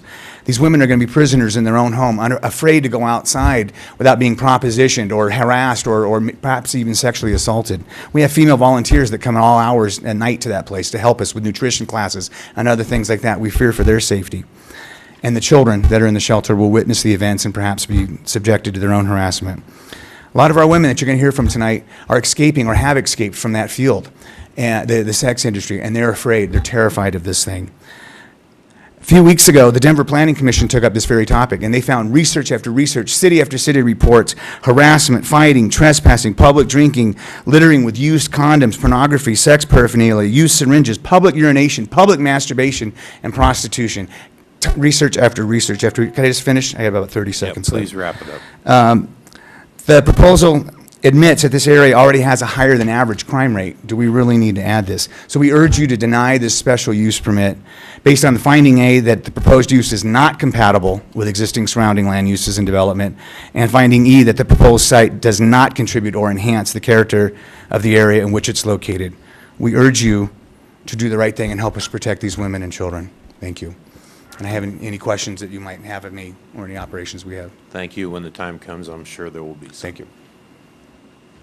Karen? Followed by, oh, here we go again, Kioso Murph?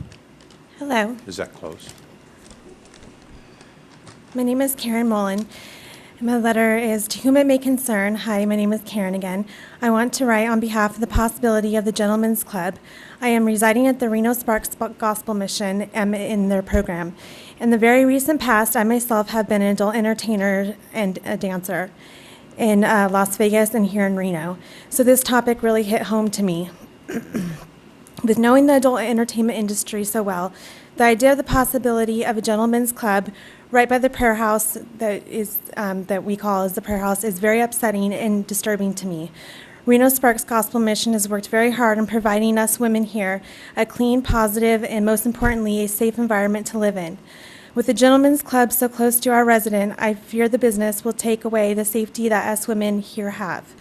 I have witnessed the unpleasant side to this industry, and I believe it to be a very dark world by which the grace of God have been able to come out of myself. Some of the negatives and dangers I have witnessed include prostitution, extreme intoxication, illegal drugs, etc. All these things combined can and usually do lead up to very sexually frustrated and aggressive men under the influence. I fear that this environment right by the prayer house may be detrimental to our program. It is also a huge trigger for the women like myself and others who are in the program. Finally, please reconsider your decision of allowing this business to be placed in our safe environment and home. The Reno Sparks Gospel Mission has and is helping so many of us addicts in the community to change our lives for the better. It would be very sad to see anything hinder all the great positive things that are done here at the Reno Sparks Gospel Mission. Thank you for your time and consideration. Thank you.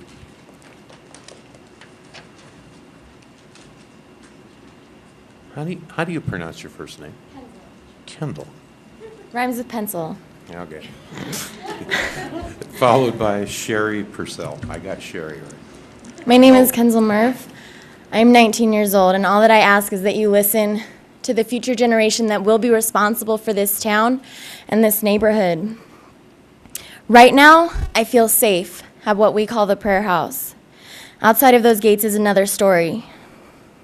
Already, I am harassed almost daily by men ages 16 to 60. I have been followed, propositioned, threatened, you name it. I know I'm speaking for more than just myself. Some of Reno's most vulnerable, lost, and hurting women come to this house. Nothing like an adult cabaret should be added to this neighborhood and further challenge the safety of these women and children. We don't need more security. We need less of a threat. And that's all I have to say. Thank you. Thank you. Sherry Purcell. Followed by Christy McNulty. Hi, my name is Sherry Purcell. I'm also a resident of the prayer house. I'm in recovery. I'm in my 50s. I've been an alcoholic for well over 30 years. I've been associated with almost any kind of drug use, sales, selling my body, all kinds of that. I've personally sick to the gills of it. I'm not going to repeat a lot of what the other girls have said. I do have a couple of things I'd like to note. I am one of the residents of the home that do work at the Thrift Depot thrift store that Rick mentioned. It is 1 block away from Prayer House, which makes it like opposite corner of the block where they're proposing this. I walk home from work by myself at 6:30 at night every evening. I get propositioned. I obviously don't look like someone who would, but I do already. I don't see that getting any better with this place being there. Soon it'll be dark by 6:30. It's not a good thing. There's another girl that works at the store who also is in the same position. I do want to make 2 other quick comments. Right next to Prayer House, there are several residential units. There are a lot of children live there, Hispanic children. I love to listen to them play. They run up and down the street in front of our house. There's a big sidewalk area. They're a happy family, and they don't appear to have the means to relocate to get their family away from there. I hate seeing children around that. And my one other point is that the gentleman made a pretty impressive show of the security they plan to put in. Security guards, cameras, they're even going to have a holding cell. To me, that just tells me one thing. They're expecting big trouble. They're armed for it already. It speaks for itself. Thank you. Thank you. Christy, followed by Cheryl Morales.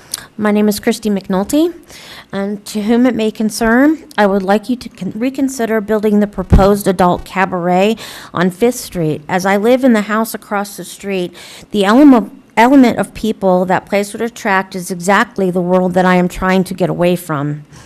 The drugs, the drunks, and the sex industry, as these things have ruined my life.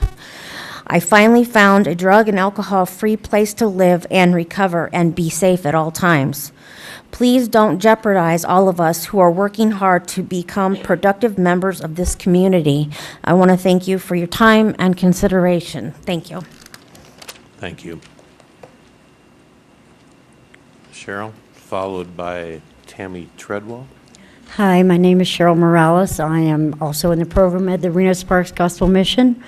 I just want to say I agree with all of the other ladies. I would like to add one thing.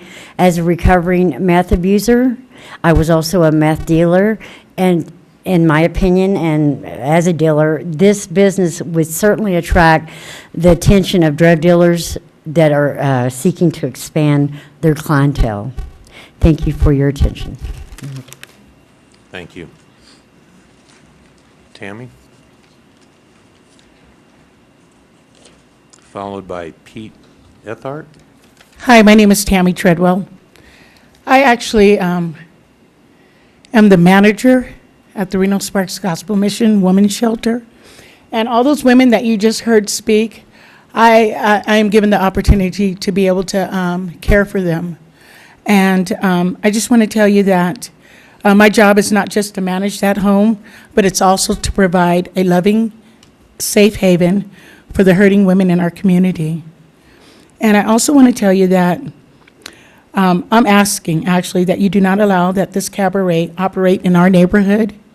Also, because it's just feet away from a place that women and children seek safety. And I just want to say, let us remember that the women and children in our care are somebody's sister, mother, daughter, and child. And we as a community need to ensure the safety of our women and children. Thank you. Thank you. Pete, followed by Troy Hull. Good evening. My name is Pete Etchart, and I'm the former president of the Board of Directors for Faith House Ministries, the organization that deeded the facility located at 501 Elko Street to the Reno Sparks Gospel Mission.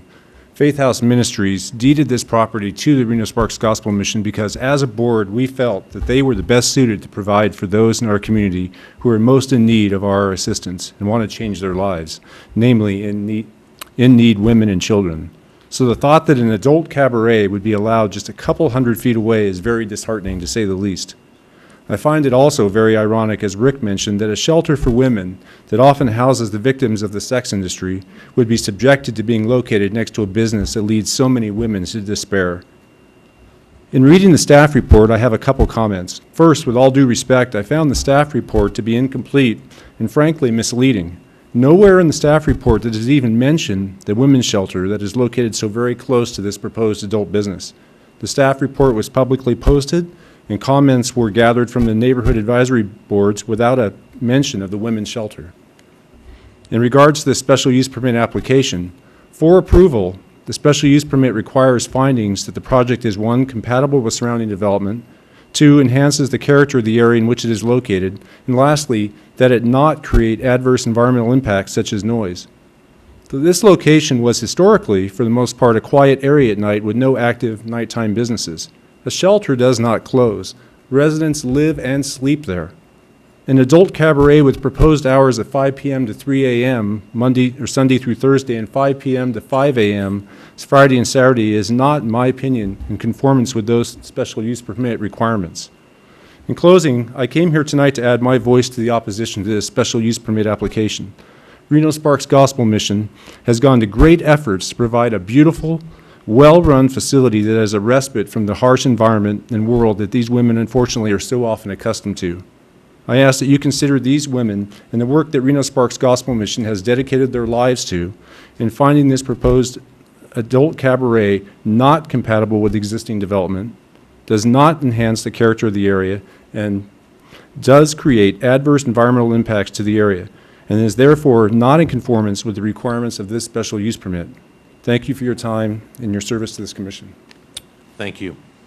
Troy Hull, followed by Teresa Mahana. Is that right? Hi. A lot of it was covered already, what I want to say, but I do want to represent the neighborhood I live in and am a homeowner that lies within or less than 620 feet from the front door of the proposed club. After reading the original application and reviewing the staff report, there's still some big holes. I am not personally opposed to this type of business or operation. I am opposed to the plan put forth. I'm not an expert on what's good for our city.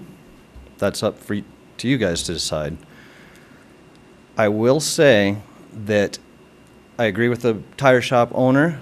Their explanation for parking is totally inadequate. There's no estimate for occupancy. We don't really know how many cars are going to be there.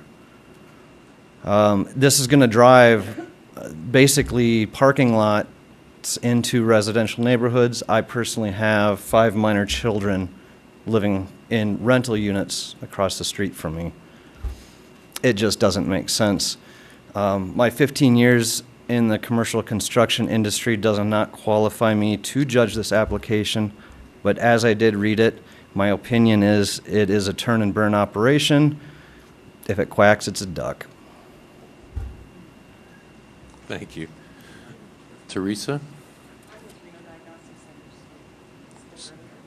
Okay, so you're waiving your, okay.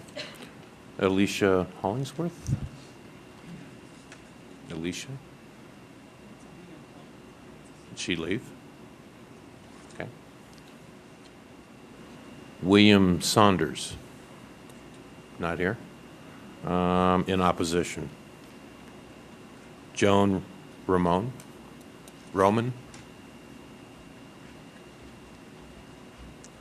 For the record, Garrett Gordon, Mr. Chairman, what we did to save this commission's time and that this evening doesn't go into the wee hours, we had a number of Reno Diagnostic employees fill out comment cards not to speak but just to show opposition. So I believe the remainder of those diagnostic cards not speak, just in opposition.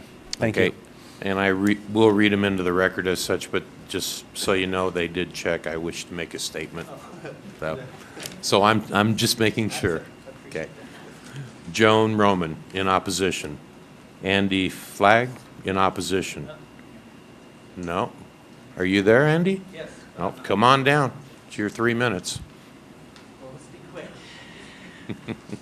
Got my jogging shorts on. My name's Andy Flagg. I'm a resident of 490 East 8th Street, Reno, Nevada. I'm about 6 blocks away from the applicant's property, and I have several notes. First of all, I'd like to make a note that I've been in your position before, and it's not very easy. I've been in as a chairman in Regional Planning Commission, but I do understand the law versus what is moral and what is emotional. So I think we're missing the point. One of the first things I'd like to say is there's several things that the applicant mentioned and you need to be aware of.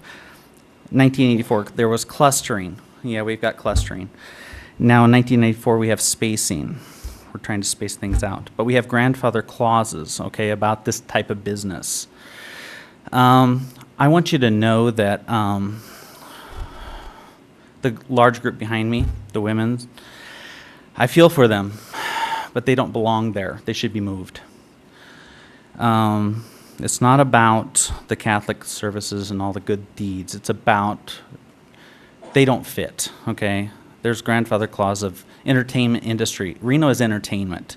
It's not about, it's not the Midwest. It's not the Bible Belt. It's about entertainment. I feel bad to say that, but that's the truth. Everybody has spoken well tonight.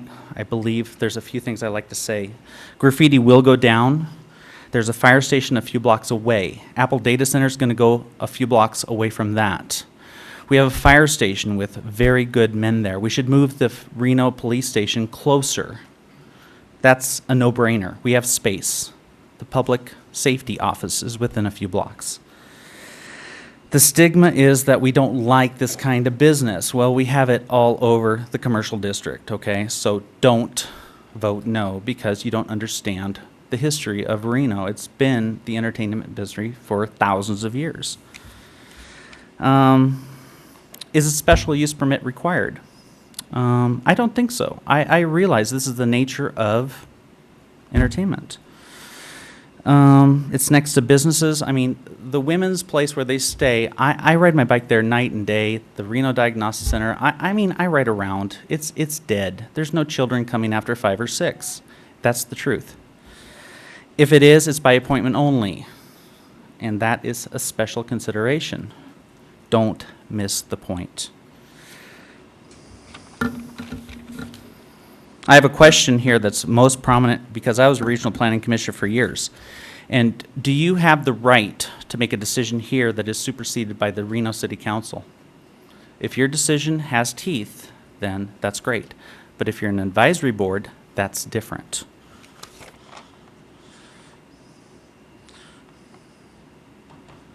Do you have any questions for me? And this is not the time for questions. Good. If we do, we will call you up at that time. Thank you so much for your time. Thank you. Tony Willis, Willigie? No. Followed by Gay Canapa. Good evening. My name is Tony Willoughby. I occupy the repair shop at 608 East 5th Street that's actually on the property that's in discussion. I prepared something to read, but quite honestly, everyone here has addressed all my issues as well. And I think that as far as a special use permit goes, it's going to be very difficult to meet the findings that you have to meet to have a special use permit for this facility. I hope you consider it seriously. And good luck. Thank you. Thank you. I'm sure we'll need it tonight. Gay Canapa, followed by Kevin Beachord.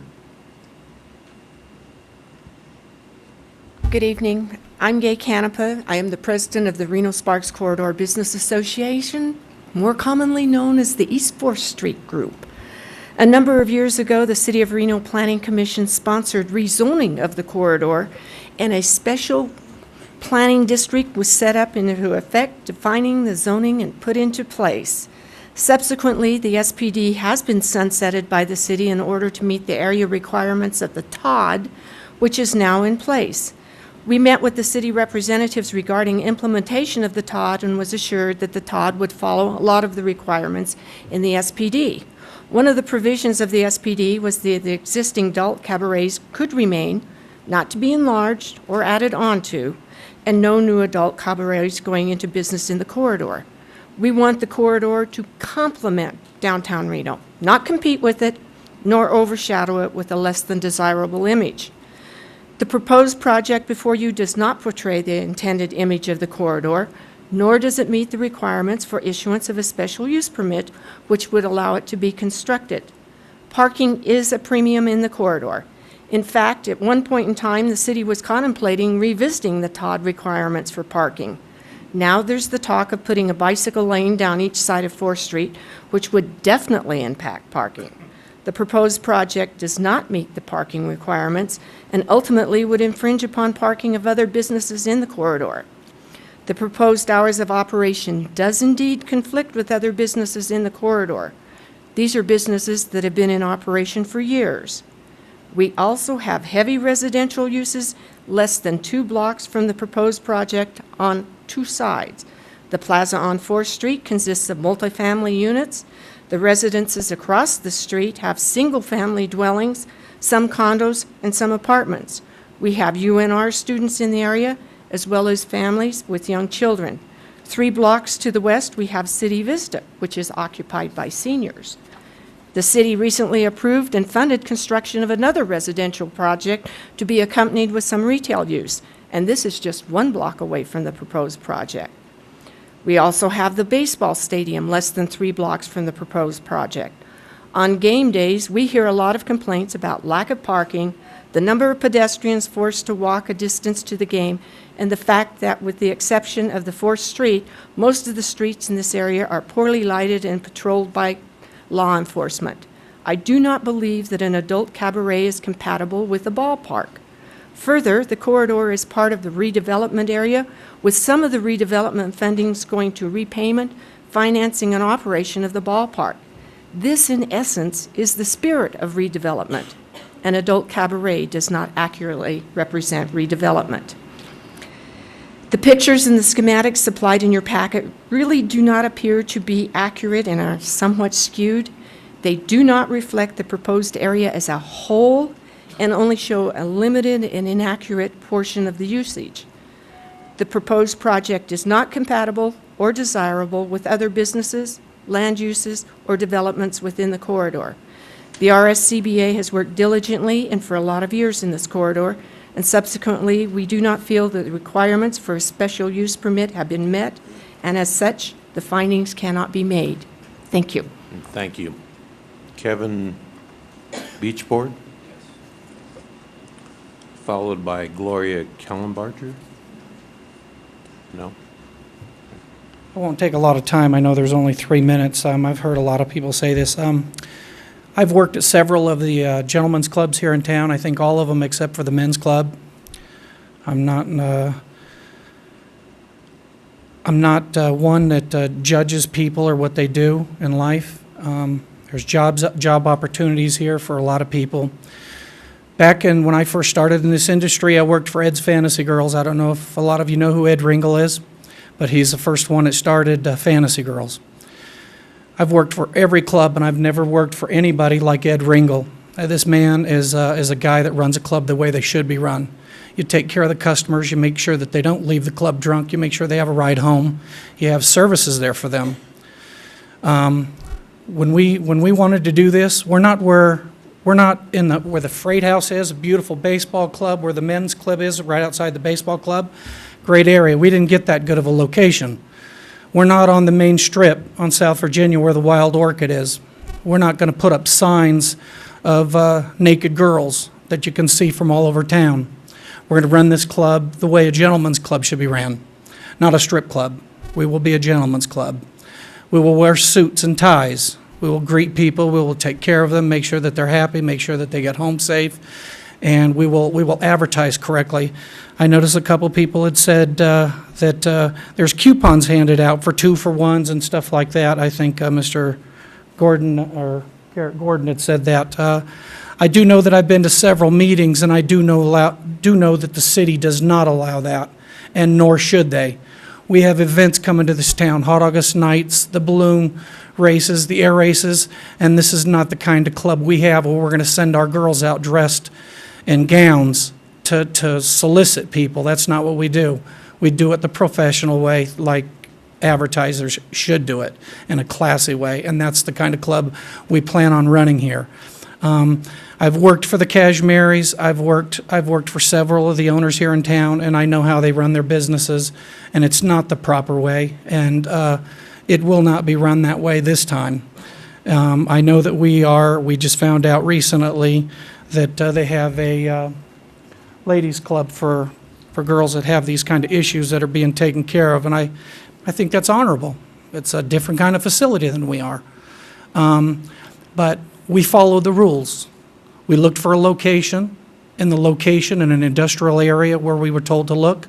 If we found a location in any of those areas, things would probably be okay. So that's what we've done. We want to follow the rules. We want to make sure that the city has a club that's run the proper way and not like they've been run for the last 15 years. I thank you for your time. Thank you.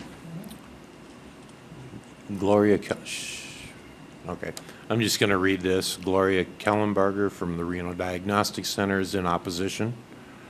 Now, if I go, none of these are checked that they wish to make a statement, but I'm going to, actually, we're going to share these. We're going to go through these and read them into the record. I'll start with Ben Hoke in opposition. Robin, sorry for the mispronouncing if I do, Conicello is in opposition. Elaine Bowman is in opposition. Elizabeth Thrall, in opposition. Christina Kaufman in opposition. Dr. Ross Golding, in opposition. Renee Sheehy in opposition. Darley Collins, in opposition. Michelle Aitchison in opposition. Ronald J. Milbank, in opposition. Nico Aguilera in opposition. Maria Velasco, in opposition. Okay, Jennifer Johns, you checked, you wish to make a statement. Are you here? Okay, in opposition. Maribel Gomez, in opposition. Brian D. Peterson in opposition. Tom Schoening, in opposition. Lumani Tufason in opposition. God, I hope that's close. Cynthia Rodriguez, in opposition. Roger Helwig in opposition. Dana Hamack, in opposition. April Perkins in opposition. Justin Verisetti, in opposition. Joan Parker, you checked, you wish to make a statement. Is she here? She is in opposition. Cynthia Bradshaw, in opposition. Nikki Peterson in opposition. Christine Glantz, in opposition. Okay. Jurene Cessna, I did it, in opposition. Having a hard time reading this one, but I think it's Dr. Robert Hesting. I'm not sure. Thank you. In opposition. Sandy Argelb in opposition. Amanda Stewart, in opposition. Ardith Carrick in opposition. Nicole Clark, in opposition. Marlene Smith in opposition. Amelia A. Koppel, in opposition. Vicki Olson in opposition. Margot Stephenson, in opposition. Susan K. Walker in opposition. Susan Klobucker, in opposition. Carol Aguirre, in opposition. John Schroeder, in opposition. Rebecca Harris, she did not check, but reading the comments, in opposition. Dawn Bream, in opposition. Beatrice Alec, in opposition. Tammy Brown, in opposition. Jerry Crummel, in opposition. Dr. Eric Kramer, nice handwriting, in opposition. Lillian Michael, in opposition. Neil Watkins, in opposition. Laura Watkins, in opposition. Marilyn Marston, in opposition. Now, before I close this portion of the hearing, is there anyone that wish to make a statement or fill out a comment card that has not yet done so? Do you wish to make a statement or fill out a comment card? Please state your name. You have 3 minutes, and fill out a card when you're through. My name's Todd Hall. I just bought 3 houses on Elko Avenue. I spent several $100,000 improving the properties as they are right now, and I just don't see this as an improvement to the neighborhood. I have 3 daughters, and it's just not. Well, if I go back to, I tried to get a fence put up, and I had to go to the city to get a permit. And the city says, well, you have to be 10 feet off of the street, off of Elko Avenue. And there was already a fence there, but they said because I'm putting in a new fence, it has to be 10 feet off of the street. This strip club is 3 feet off of the street, and somehow we're allowing that, and it doesn't make sense. So that's my opinion. And I know the strippers. I know I live that lifestyle. I know what goes along with it. Elko Avenue will be a cruising area for after hours activities, and 5 a.m. is too late. If you're out at 5 a.m., you're looking for trouble. Another suggestion is I'm also a musician, and Club Underground just closed. And the club next door to it just closed, Base, and they're both for sale, for rent or whatever. And that would be a more appropriate use. It's already set up for a nightclub situation, both of those places, you know. And this is a whatever it was, you know. And I don't know if there's hazardous material in there. Is it good for strippers to breathe that air? You know, has there been an environmental study? You know, they're next to Michael Brothers Auto Shop. There's a lot of contamination there, you know, inherent to that neighborhood. And it's not I don't know, it's not good. So that's my opinion. And you're welcome to see the work that I've done at my house that has improved that neighborhood. I'm the purple house on Elko Avenue, and the next house is going to be pink, and then the other house is going to be yellow, and it's going to bring up that neighborhood, you know. And like I said, I've already spent $200,000, and I'm willing to spend more. I've owned businesses in Reno, and what we need is a supermarket, you know. So, approve that. You know? Okay. Thank you. And don't forget to fill out a card. Now, the only people you can clap for out there are the planning commissioners. Just so you know, there's no applause unless we're getting it. Okay. One last chance. Is there anyone else out there that would like to make a comment on this item before I close it? Public comment has closed. Seeing from several of my commissioners that we need a 5-minute break. We'll be back at 8:22. We'll recess till then.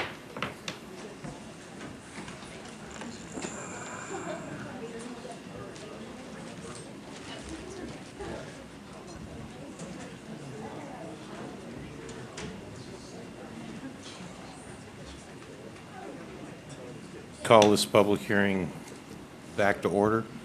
I'm bringing it back to the commission for questions at this time. Commissioner Weisky, would you care to start us off? Thank you, Mr. Chairman. Questions for staff, please? Sir. Claudia, which streets are main arterials around this project? 4th, Wells, 6th, maybe 6th. Maybe 6th would be the only ones in this immediate area.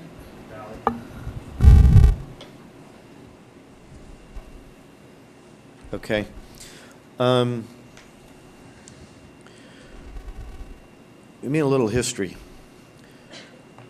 Why, if this was basically, or is basically, and I don't think that it is, it was and still carries it, is basically an industrial area, and it was formerly industrial. What changed and caused adult entertainment to require an SUP in the Wells area?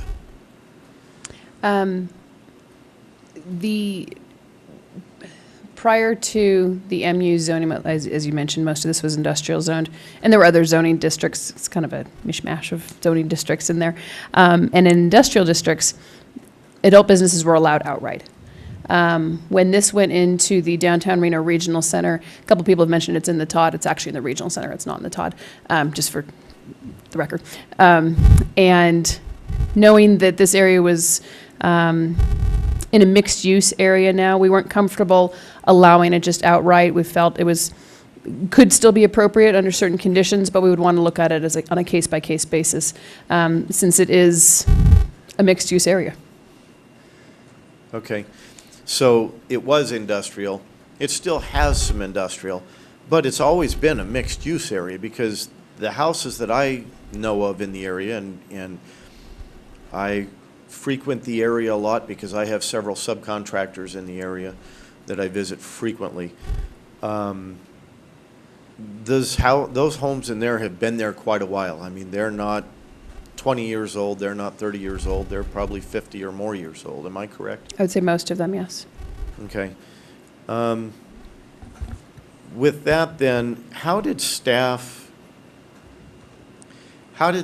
look at it in order to say that this particular business is compatible with the residential use that's adjacent to it?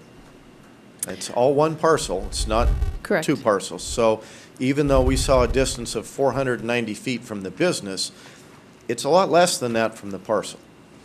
Correct? Correct. Okay, so how did staff look at it to determine that it's compatible with residential usage? We look at the overall character of the neighborhood, and we look at the immediate neighborhood, and I would put it at 80–90% industrial in that area. A lot of auto dealer or auto repair, warehousing, vacant or occupied. There's the auto wrecker, steel place to the east. There's parole and probation to the east. There are those few houses on Elko, and then there's houses on the other side of 6th, other side of the arterial.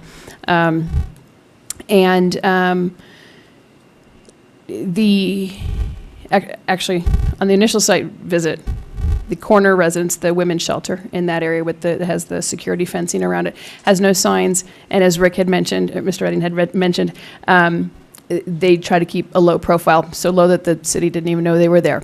I'm sure some members of the city did, but they don't require a license because they're nonprofit, and they've been in existence in one way or another as a shelter for either this facility or another manager of that area. So that the corner unit appeared as an office, actually, when we were first looking at that.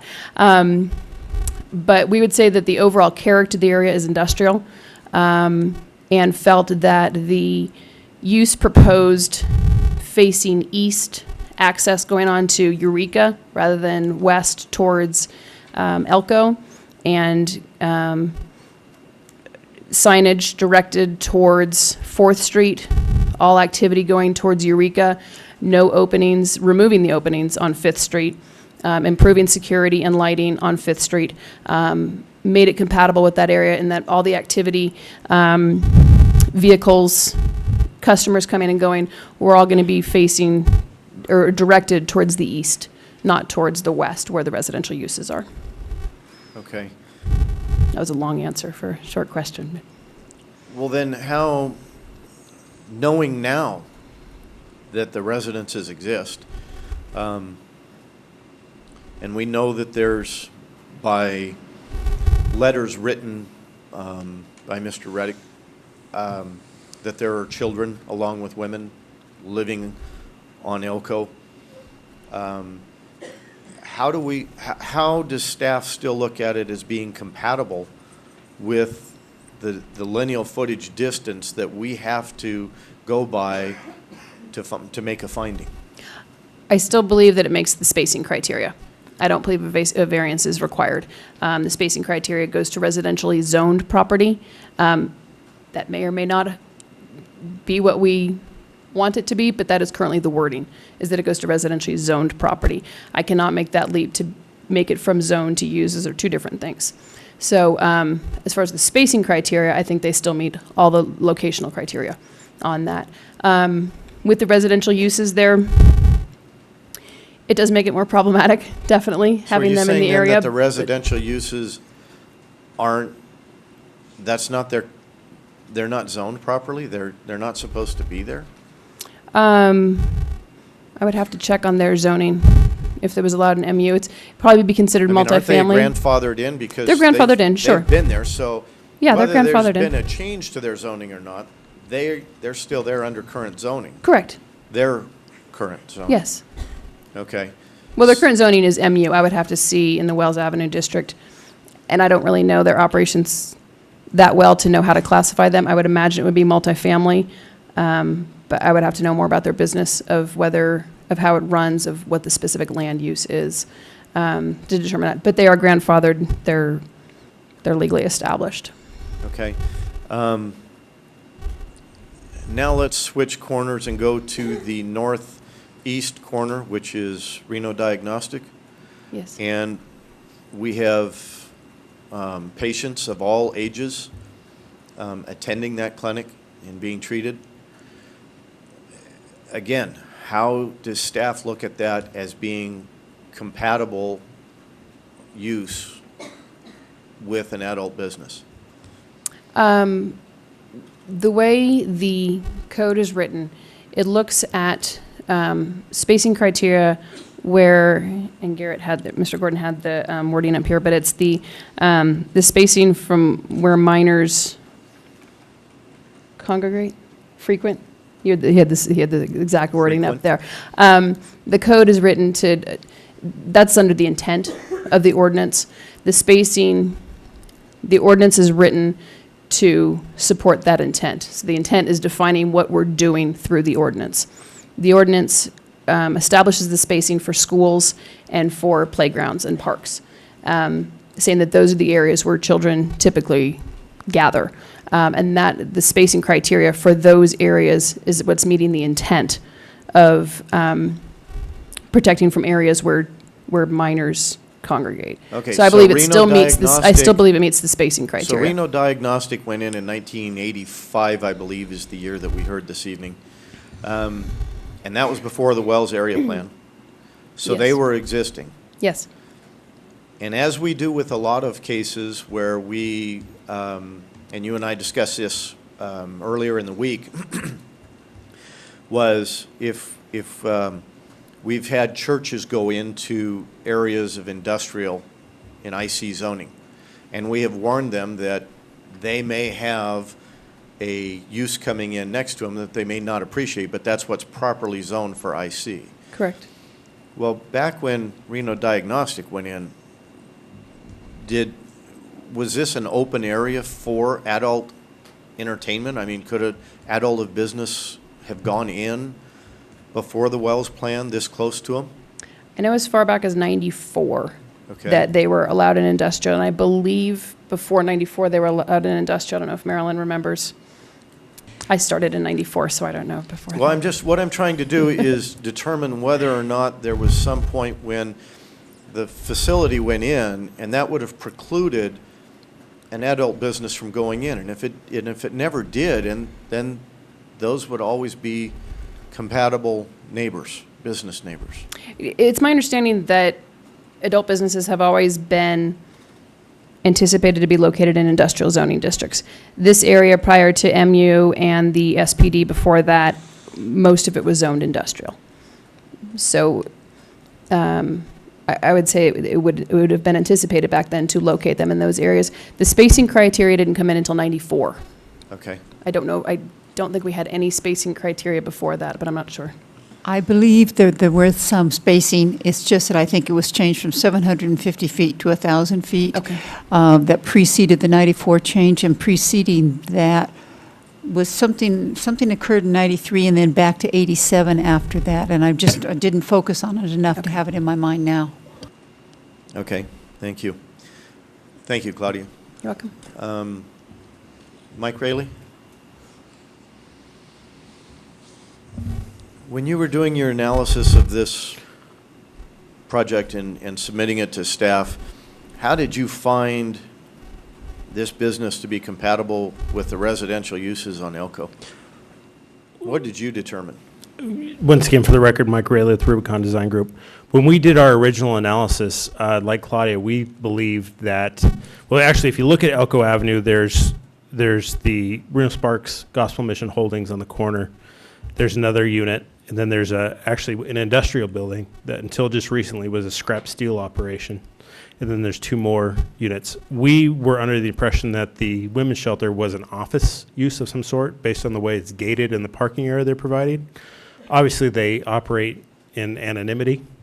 We were not made aware of that use until last Friday when we received a letter that was sent to the Planning Commission by the Reno Sparks Gospel Mission that use even existed. And immediately we jumped on it. I mean, I think anybody with any human compassion is very moved by the testimony that we heard here tonight. And the work that they do is much needed in our community. However, the problems that were brought up there are not problems that we created. And speaking with Ed Ringo, the owner of the business, during the recess, it was his opinion that, if he thought we were bringing harm to this neighborhood, he would withdraw his application. We do not feel that we're harming this neighborhood. He has a gaming license that operates a casino in Beatty that he's held for over 30 years. We're not going to do anything. An incident in Reno can remove his gaming license in Beatty. That's not something that we're willing to risk. We looked at all those houses along Eureka and said, are we mitigating any potential impacts? And we did through making sure we had no window placement, no public access, kept everything completely on the opposite side of the building where they can't even see what's going on. And that's how we approached it. Okay. Does code allow for you, the applicant, to decide which edge of the property you start your dimensions from, or is it specific that way? Or is it closest to on any of the 4 corners or 4 sides? In terms of distance and spacing. The spacing requirements are measured parcel line to parcel line for the locational So parcel criteria. line to parcel line. Correct. Whether your front door faces northeast, southwest. Right. I mean, We have the flexibility. I understand what you've done with the design. Right. And what your intention is. But when you look at it for findings based upon code and ordinance, what is it? Are you speaking now in terms of locational criteria? Yes. It's, parcel line to parcel line, and we meet all those locational criteria as measured from so essentially as measured from on the west side. I'm just going to read it directly from code. It says, no adult business may be located within the downtown redevelopment area as measured from the building footprint of the adult business to the property line of the nearest parcel within the prohibited area. So it would be measured from our building to the property line. So I will tell you, in our analysis, we actually took a conservative approach because we measured it from property line. So we took, for our western boundary, we took essentially on the other side of the existing auto repair business and measured it from there. and then measured from the parking lot on the other side. So if anything, we erred on the side of conservative. Okay. Mr. Chairman, I have a couple of other thoughts, but I'd like to stop my questions now and pass it on to other commissioners. Maybe they'll be asked. Commissioner Stapleton? Yeah, I have a couple questions. For staff, just in regards to the 4th Street Todd, so this is technically in the downtown overlay.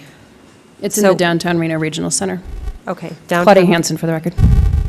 Downtown Reno Regional Center. Where does the Todd stop and where does that start? Because it's just, the Todd is just one block off of 4th in either direction? No, the Todd starts at Wells and goes east to the Sparks okay. city limits. Oh, okay.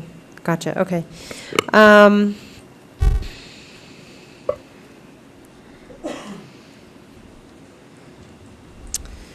I have a whole list of questions. Hold on. I have a question for for Garrett, probably, for Reno Diagnostic.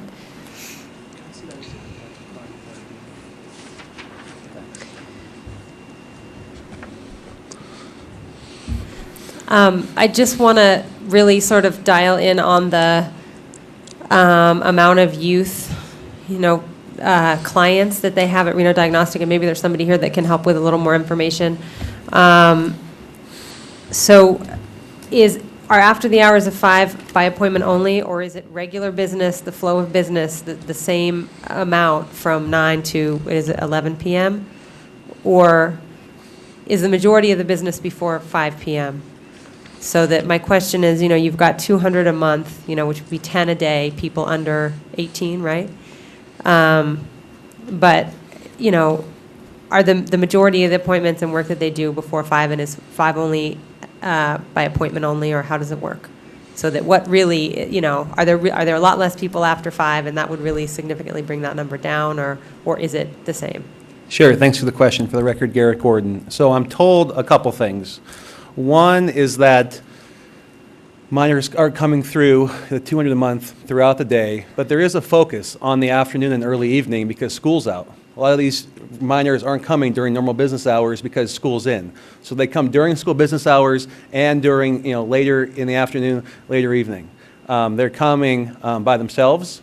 They're coming with parents for appointments. If parents have appointments, they're hanging out in the waiting room. Unattended. And so to answer your question, I think it's throughout the day, but I would say there is it peaks a little bit in the later afternoon, early evening when school's out and appointments can be made.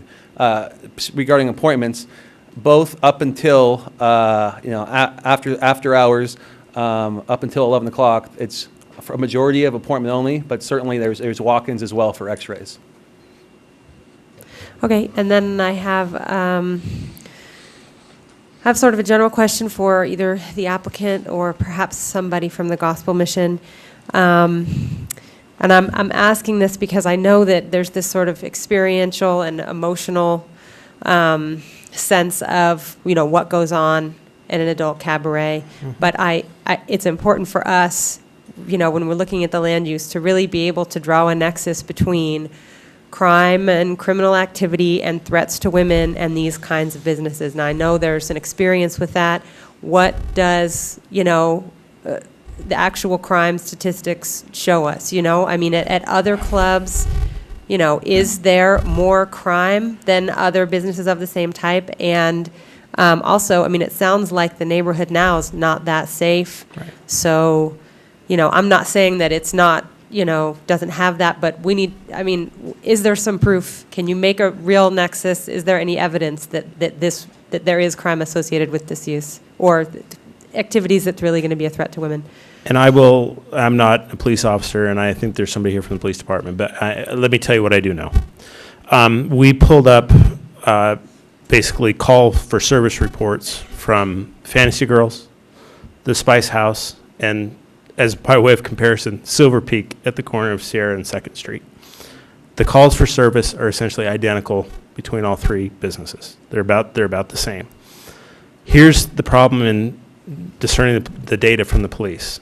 If you look at the calls for service, for example, to Fantasy Girls, I think there was a total, Derek, I think of about 50 or 60 calls. Let's say 60, and I think that's a little high. 69 calls.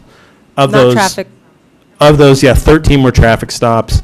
There was 2 or 3 calls for family disturbance, which more than likely was the motel next door. There was calls. It's clear that maybe the officers responded to a call, and that was the closest address that they could read, or and so that's what gets inputted in. Likewise, there's calls at Silver Peak for fights, and that stuff doesn't necessarily mean that the fight started at Silver Peak. It means that the call originated from there. So their security might have seen that there was a fight. For example, at Fantasy Girls, there might have been a fight in the Ramada parking lot, so their security called the police. It's very hard to break down the data to where you could see an accurate representation. However, overall, the calls for service are about the same for those businesses as they are for Silver Peak, which, I take my family there for dinner all the time. So the calls for service are essentially the same. I will tell you that I think, for every report you read that says a strip club has negative impacts, there's other reports that counteract it. I think a lot of negative impacts come from mismanagement. And the people that will be running this club are experienced. They have a lot to lose, to be very frank. I mean, to lose a gaming license, they operate a casino in Beatty. If they lose their gaming license because of an infraction that comes about in Reno, that their livelihood is over. It's not just like this club closes. They lose their livelihood. That's taken very seriously.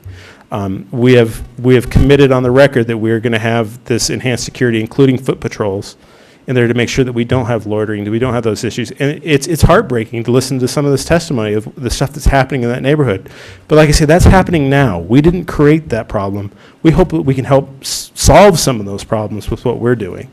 And that's where we stand. And I would defer, for actual data from the police department, it's very hard for me to interpret. Is RPD here? Can RPD speak to that? Thanks. Thank you.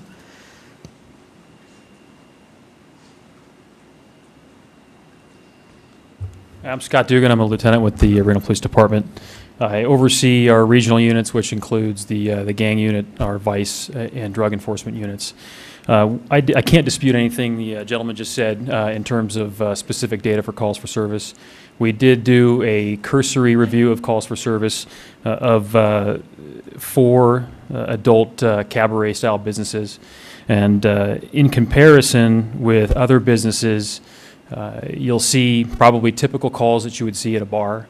For instance, I know he mentioned the Silver Peak. We looked at another downtown bar, and the types of calls that are experienced at both locations are very similar. The one thing that we did conclude was just, again, this is a cursory review, that the volume of calls is a little bit higher at the adult cabaret businesses. In terms of calls that or other effects for businesses or neighbors around the businesses, we haven't done a detailed review of that. We don't have any data to pull from. We need some time to do that.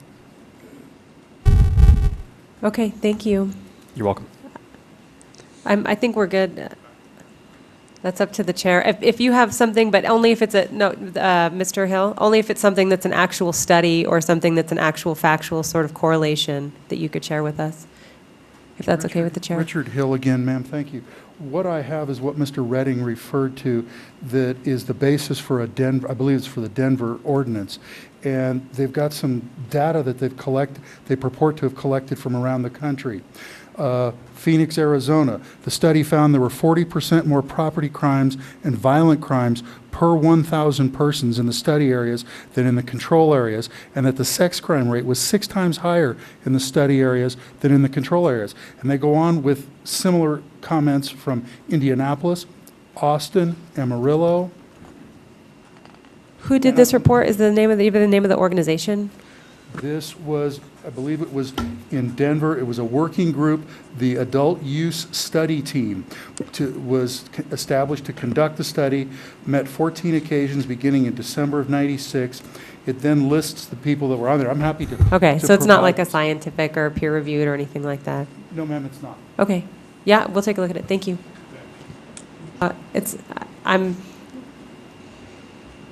If I could just make one quick comment, I think one thing too that you might see is a higher call for services because adult businesses do have on-site security that's much greater than most bars.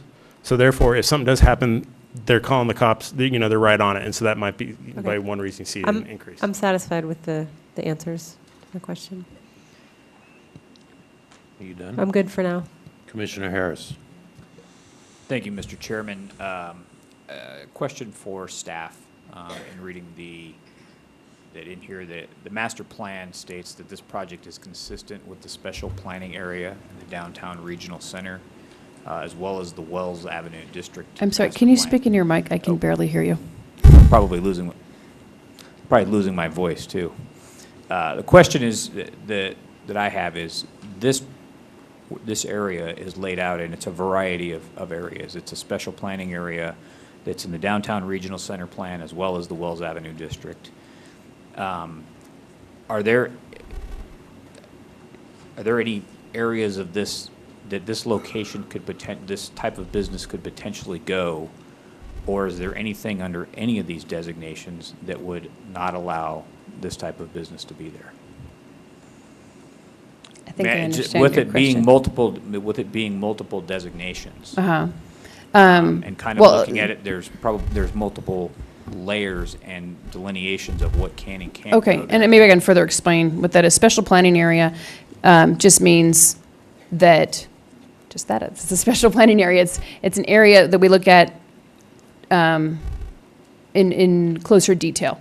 And that's everything, PUDs are special planning areas. It's just kind of our generic term of that identifying that there's either a handbook or an overlay associated to it. The name of the overlay in this area is the DRRC, the Downtown Reno Regional Center. So those are kind of the same thing. They are the same thing in this case. The Wells District is the area of the DRRC. So it's not different layers. It's just that one's a section of another one, of a larger one. In the Wells district of the DRRC, it allows adult businesses. It's the only one in the MU districts that allows adult businesses and only allows it with a special use permit. All the locational criteria is still in place that's in place in the industrial districts. So it's all the same set of rules anywhere in the city, any of the industrial districts in this one. So they have to meet the same spacing criteria that they would in the industrial district. There's nothing that addresses these specifically within the Wells district. It just falls under the general standards for adult businesses. Okay. I think that answers your question. That does help me. Okay. I have a question for the applicant. I believe you stated that when you met with the city early on in this process, you were looking for a place to have this type of business. You kind of you went out, you sought a place that met the areas that would fit this type of business, and this was one of many or a few locations? I will tell you that the applicant met with the city prior to ever contracting with us and went in and explained the type of use they wanted to open, with not being, somewhere over by the airport, for example, where the Penthouse Club is, in this area. And we said, if you can find a parcel in this area that meets all of your locational criteria in terms of spacing from schools and daycare centers and that sort of thing, this is where it would be allowed. And so they did a very extensive search and came up with this building. I can't speak if there are other locations, but I know that this site meets all of those locational criteria. And so that in turn is why you chose this location, because That and looking at the surrounding uses, as I say, we were unaware that the women's shelter was there. We thought it was an office, but even then, I think we were properly mitigating. So, given the industrial character of the area, we felt it was appropriate. And along that same lines, we've heard lots of opposition as well as discussion about various uses of this type of business in the area. And if you were successful and this were to proceed, there are several opportunities, whether it be through code enforcement, business license, those that regulate your business license, as well as law enforcement that could shut you down in a very short period of time. So you have a very small window of opportunity and a very large window of a small window of succeeding and a small window of losing your, a large window of losing your business. Absolutely, and you know, we are well aware that if our special use permit is revoked, that the odds of getting that reinstated are slim to none. Question for Mr. Gordon. So the main concern for the business that you're representing is the distance and the amount of traffic by minors. Is that correct? The issue is, for the record, Garrett Gordon, thanks for the question, Commissioner. The issue is the finding of compatibility. So you mentioned two of the concerns. One is the distance requirement of, in our case, regarding minors. And I would say, and I think, you know, when you look at the locational criteria and the minors, or the locations dealing with minors are parks, playgrounds, and schools. I think that's a guide. I don't think that's an end-all be-all. I think you look at the purpose of intent of areas frequented by minors. I imagine if this use permit was applying across the street from Kings Skate Country, that's not a school, that's not a park, that's not a playground. It's an area frequented by minors. It may meet the distance requirement, or maybe an ice cream shop, or you know, I don't know. That's why the language of areas frequented by minors is in there, and that's why this particular district requires a use permit, is to look on a case-by-case basis. So I would say this location at this time, looking at the adjacent businesses, which were contemplated in the staff report, is an area frequented by minors with 200 a month, and the compatibility issue of as staff indicated, one of the major conclusions they came up with, or statements they came up with to make the conclusion of compatibility, that none of the surrounding businesses were open during the time of the project's business. And if that's the, you know, compatibility is subjective. If that's the conclusion that staff came up with, or the baseline, I would say that's also false, because Reno Diagnostic Center is opened a majority of the time that this project would be open. 6 hours, both open, versus 5 hours, only one open. So out of, you know, not to keep going, but you mentioned two. That's two of the reasons why we don't think this location is compatible based on the language and the findings. Thank you. And I have one last question for the police department.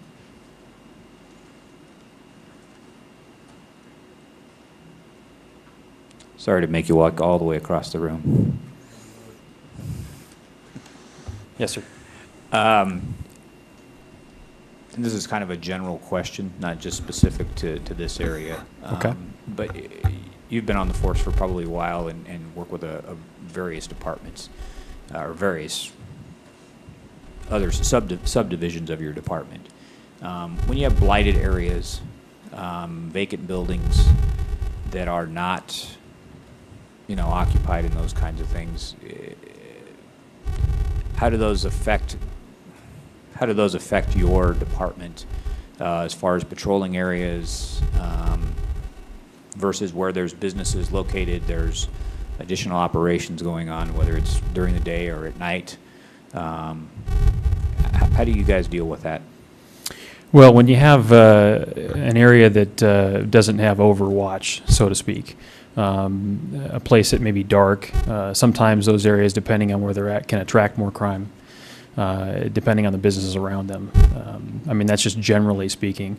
And it depends on the type of crime that, you know, we're getting reported to us or that we're aware of, which determines, you know, how much of our resources we dedicate to that area. So it's, again, very general. I mean, we'd have to look at a specific example to conclude more, if that's what you're looking for. I guess, you know, with that, there's other types of, you know, other names of places that are adult cabaret clubs in town. Would you guys patrol those more, or because they're in operation? Does crime change because of the business hours? You know, when they're open, they're not open. because of the way their operations are. Yeah, I mean, anytime you have a business which, has a certain number of calls for service, and like I mentioned earlier, you take a bar, for example, we're going to probably spend more time patrolling the area that, provides the need for police to respond through those calls for service as a proactive, way through the show of force to deter crime. So, again, if you're looking at the adult clubs specifically, a lot of them are located in areas that we commonly patrol along 4th Street. So those will be part of, kind of the normal patrol grounds, so to speak. If you look at other clubs, there's one that is in an industrial area over off of Telegraph. Those businesses are typically closed in the evening, and we probably wouldn't patrol it as much because of the other businesses around it. Might not attract the need for us, but we'll patrol it based on the need for that business specifically. That business itself has its own number of calls for service that would again be akin to a bar, but slightly higher call volume. Thank you. You're welcome. Yes. Commissioner Woosley. Thank you very much. I was going to ask you up anyway, so save you a trip.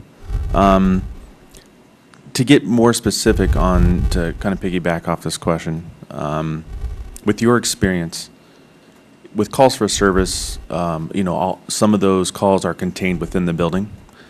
And you originally stated that you did not disagree with what Mr. Raley was saying about, and I was wondering if you were agreeing with the part that a well-lit area, security, more activity area that could actually help that area. So I understand, but you also said calls to service could go up. With your experience, do you believe maybe calls for violent crime would potentially go up or down with your experience with this type of business going into an area?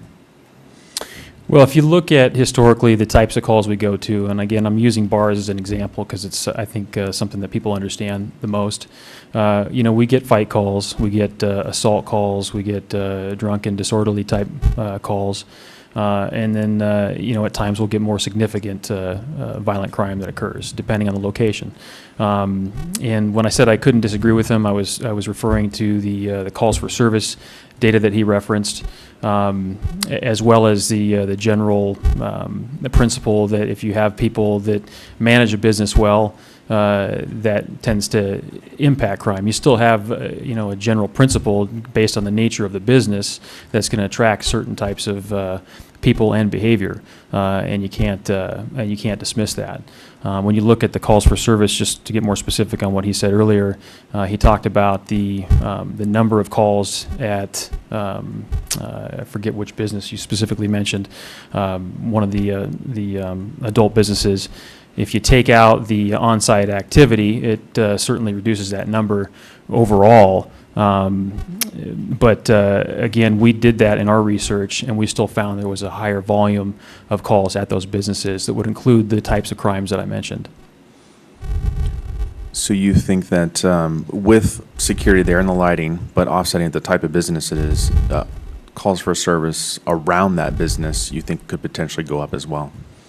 Yeah, I think it's, just to say generally speaking, I think that's just kind of the nature of the business. Is going to have calls or crime around it because it's going to attract people. If you look at people that are consuming alcohol, those will lead into other crimes because people are intoxicated, whether it's driving under the influence, public intoxication, urinating in public.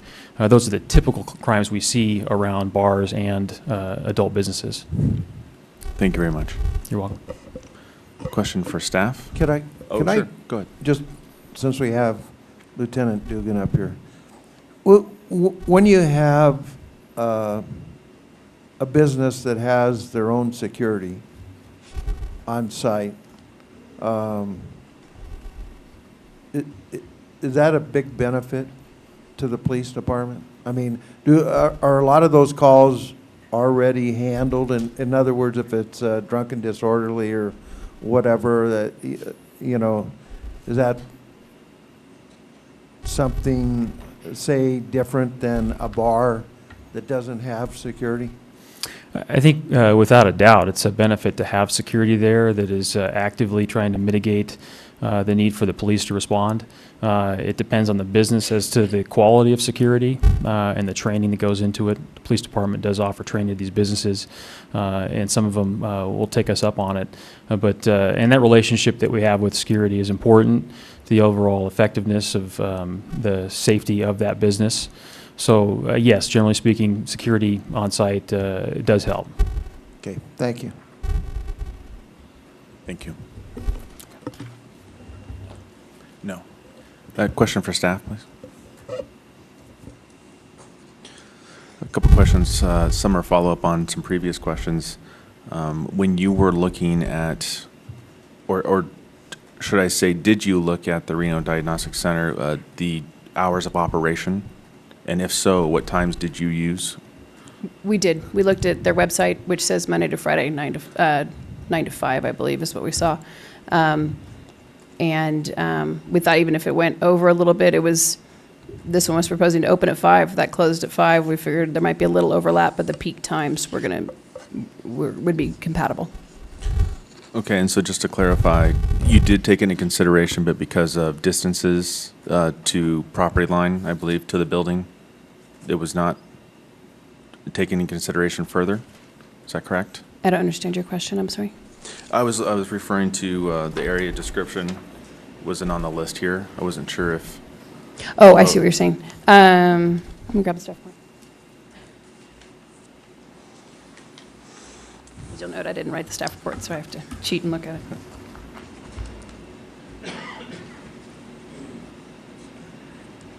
That's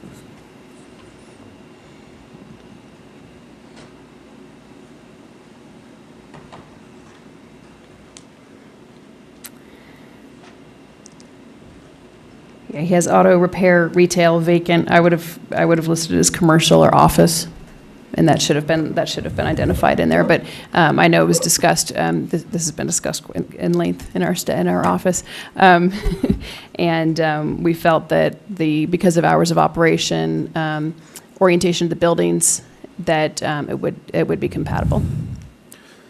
As I'm trying to make the findings, really being sensitive to the businesses that are there. And I know we did touch a little bit on the Reno Diagnostic Center, but as far as where the women's shelter is located, as far as you've known, that was never zoned residential. Is that correct? If anything, it's gone up. I can't say that from for sure. Industrial. Before, it's MU right now. It was SPD before that for, I'm going to look at Gay, 10 years, 5 years at least before that. It was probably commercially zoned before then, because you can do multifamily in commercial zones. So that was commercial or industrial in that area. Do you know how long that has been a women's shelter on that corner? I think they've been there for 6, and before that, 10 years as a men's shelter before that, so 15, 16 years. Okay. So within that time, then it has been the land use designations that you've stated. So it hasn't been residential within the last. Correct. Well, it's MU right now, which would allow for multifamily development. Mm-hmm. The SPD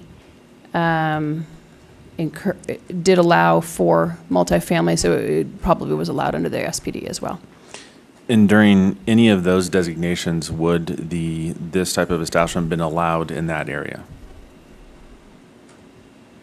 The proposed use? Mm-hmm. This area used to be in zoned industrial prior to Yes. MU, so yeah, it would have been allowed in that zoning And that district. would have been the same for both Reno Diagnostic and where the shelter sits now? Yes. And Yeah, everything was allowed. All right, I believe all of my other questions have already been answered through previous, so thank you very much. Okay, you're welcome. Commissioner Kaufman? For Mike.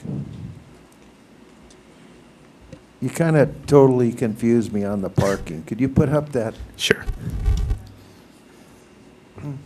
I understand 15 parking places over Let me find the right exhibit here. Bear with me for just 1 second. Part of what I didn't understand is the car repair. Those spots you will not be using, correct? Correct. So let me provide some clarification, and this was the plan that we submitted with the special use permit. We've made some changes since then based on talking to the neighbors and kind of going. The applicant is purchasing the parcel as a whole, which so basically they will own the entire site. They were initially looking at creating that lot behind the building strictly for employees or valet, no public parking. However, after discussing with the owner of the auto repair shop is adamant that that area is crucial to his business. I will tell you that in speaking or in looking at it, I think there's several code enforcement violations occurring on there now. In fact, I know there is. We're going to clean those up because once again, that poses a threat to us. So we will take care of that. And we showed the on-street parking after meeting. Once we realized that the women's shelter was there, clearly we want to eliminate those. Plus, he has some roll-up doors there too that we don't want to block in case a car, somebody leaves their car overnight. So what we plan to do and what we include in our application is we have an agreement with the owner of the Forever Yours furniture store to lease that vacant lot there behind. We've laid it out and we can meet all of our parking requirements. We're allowed to count up to 50% of our requirement on street. So we can get our required parking in here with the inclusion of just these spaces along 5th Street. And then we have these spaces right here along Eureka as well. So the spaces on 5th Street, those are the valet parking? Is that what you're telling me? These will have to be public parking because they're basically accessed right off the public right of way. So Okay. it would be public parking, but we'll be, like I said, with our security enforcing that to make sure there's no, we'll be monitoring that area closely. And we would be willing, if the city is agreeable, to basically on this side of the street and down here to put up signs that, no parking from 5 p.m. to 5 a.m. Okay, unless residents only or something like that. Where's valet parking? Valet parking you'll come in here under the porte cochere, the valet will take your car and literally just go right across the street and park it in the lot. With the same place other people park? Correct. also? And it works well for us because there'll be a valet attendant waiting there and he'll be looking right out at our parking area. So as a patron, I think you'd feel better about parking your car in our lot rather than on the street because you know that no matter what, you've always got you've got lots of activity of employees going in and out of there, plus just them waiting for somebody to show up, they're watching that lot at all times. Okay, you mentioned amenities for people crossing the street. What type of thing are we doing there? Oh, as far as we would, and this is obviously contingent upon getting approval from the city, but we would be willing to put a crosswalk here. Obviously, we'll have new lighting. In fact, that's one of our requirements is that we put in some new, that we enhance the street lighting to code. So that intersection will be much better lit. This parking lot will get developed to city standards. So there'll be lighting, there'll be landscaping, that sort of thing. So it'll be a much friendlier pedestrian environment. Plus, the regional center plan requires pedestrian amenities. I believe it's 1% of the value of the project itself. So we'll have pedestrian amenities in place. And it will work with staff and to determine kind of what gets us the most bang for the buck in terms of those pedestrian amenities. Okay. Thanks. That's Mr. really- Chairman, before Mike sits down, and you got your parking photos up there, Mike, specifically, how many parking spaces are required for this business, and how many do you have on private property? As I recall, there's a total of 46 required, we've got 13, of which, of those 46, 18 will be on-street parking. The remainder will be in that lot. Okay. And because you just got done saying that that's City of Reno street parking, how are you going to enforce no parking in a part of the street that you don't have control over? Oh, we're not going to enforce no parking in this area? You did just said you're going to do it I said in we're front going of to the auto enforce, shop, make sure right? that there's nobody out there loitering is what we'll be enforcing. Okay, but I thought you weren't going to have anybody parking in front of the auto repair shop. This area, we've agreed that if the city is agreeable, we will put up signs saying no parking 5 a.m. to 5 p.m., or excuse me, 5 p.m. to 5 a.m. Okay. Also, this business has a couple roll-up doors that Right. It'll be very obvious that you're not supposed to park there. So what's going to happen with one of his customers that shows up on the back of a tow truck at 11 o'clock at night and gets parked there? Is he going to get towed away or ticketed because he's not supposed to be parked there? I mean, aren't you taking away his business parking again? Well, we can, what we can do, I mean, to be very blunt, I hadn't considered that. Okay. But if that's a reasonable answer. Yeah, That's if that does occur, I think we would be more than willing to have our security. We can't enforce people parking on public property, but we can have our security saying, hey, if you guys are coming into our club, we want you parking over here. I mean, we can monitor it to the best of our ability. Okay, thank you. Thank you, Mr. Chairman. Okay, we've been around once. Any further questions, Commissioner No. Copeland? Thank you. Commissioner Weisky, any further questions? Commissioner Stapleton? Yeah, I have just two in trying to, just one quickly from the folks at the Gospel Mission Safe House. How many children are on site on average? Somebody needs 5 to come to up. 9. Somebody needs to come up to the microphone, please.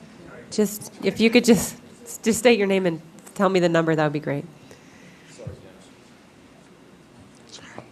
Old habits are hard to break. Rick Redding again. I'm told that there's 5 tonight. It fluctuates every night because they are homeless, they are in crisis, they're in transition. It could go down to 0. It can go up to 7. Okay, thank you. But average is probably 3 to 5. Okay, thank you. Thank you. And I just have one question for Marilyn, just as we're thinking about making the deliberations about the findings.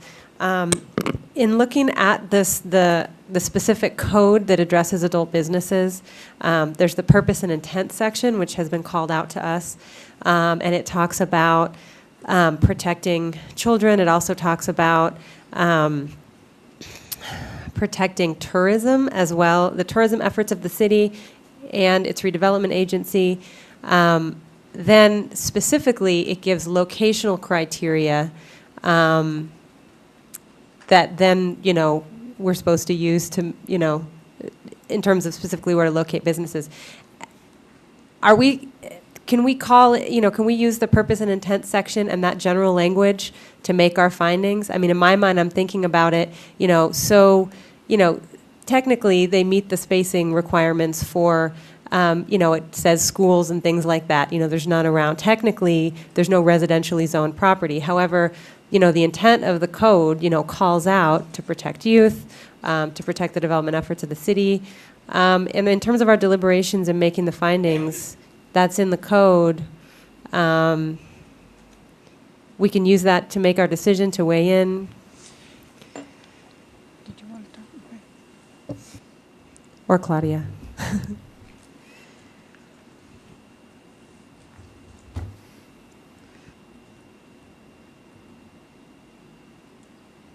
Yes, that I think section this is there. the section you're referring to.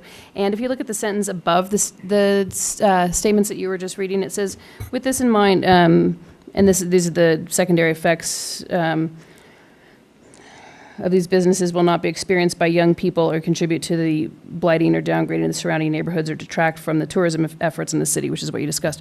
With this in mind, the following purposes will be furthered by the adoption of this regulation. So this is the purpose that the rest of the ordinance was adopted for. So we established the locational criteria with this purpose in mind. So it's saying this is the purpose, this is what we're trying to accomplish, and we've accomplished that by adopting the locational criteria. And the purpose of including the purpose of an intent is that perhaps the specific criteria aren't going to cover every situation every time. I mean, I guess that's sort of like, that's why I was asking Marilyn. I thought maybe that was a legal question in terms of interpretation. I mean, the purpose and intent is in there for a reason, right? And, you know, so we're calling out these specific instances, but it might not cover every example always. And, you know, the intent is to protect, you know, this type of development and these populations. Marilyn's not going to answer my question. It's okay if it's appropriate for Claudia. I would say that typically we have the purpose and intent in there so that if there's anything unclear further along in code, we will look back and say, okay, if a certain section doesn't make sense, let's go back to why we did this. Why did we put this in place? I would say the locational criteria is not unclear. It's very clear what that criteria is. And that's how we typically use the purpose and intent. So that answer to my question is no. Okay, thank you. Commissioner Weisky. Sorry. Marilyn, I do have a question for you, please. The definition of a minor in this case, is that under the age of 18 or under the age of 21? Again, that depends on what the definition is in the code itself for Chapter 18, and I don't know if it's identified. I believe that it is or has been given definition by the city over as part of its interpretation. Okay. Generally speaking, minors are 18. Okay. Thank you. Any further questions? One last time. Commissioner Harris, Woosley, Stapleton, Weisky, Kaufman. Not right now. Well, there's not going to be another time. All right. How about discussion? It's time. Mr. Chairman, if I may, I'll start. We have two things before us tonight. We have a special use permit for the downtown regional center district, which we have findings A through G on. And that one's relatively easy, and I can make all A through G findings on that particular special use. The special use that really is of interest to us all is the general special use permit findings, which are A through H. And I can make findings B through H, but I cannot make finding A at this time. And I will be glad to listen to my fellow commissioners to try and convince me that this is compatible because of what we have learned this evening and over the last few days with emails regarding the safe house across the street operated on Elko and 5th Street. And because there are minors under the age of 18 that do live there occasionally, I don't see where this is compatible. I am torn because I do feel that this is an appropriate place, and I'm not sure which came first, the chicken or the egg. You know, this is an area in transition. We're trying to get it to go to tourism. I respect rehab greatly. The need and warrant for it are fantastic, and I'm glad you guys are successful in your programs. As far as the medical facility, it's a compatible use. They advertise hours of 9 to 5. Without this meeting tonight, we wouldn't know that they run hours beyond that. And they're still a little bit vague. There are minors that go in and out of that facility. We don't know how many after 5 o'clock. That answer was vague. But according to what's taking place, I still have a hard time making finding A. And with that, I will be glad to listen to you fellow commissioners convince me that there is findings for A. Thank you. Well, who wants to go next? Commissioner Kaufman. I want to make a couple comments on the minor part. You know, having been a parent, if I was going to take or have my child go to a medical facility, I guess whether it's after 5 o'clock or not, if it was going to be some type of diagnosis, one of us parents would go. I don't see a minor under 16 years of age riding their bicycle there to get treatment. So I kind of, you know, say that the minor that's going to be there would probably be with the guardian or somebody at that time. And I kind of use that same analogy on the safe house also.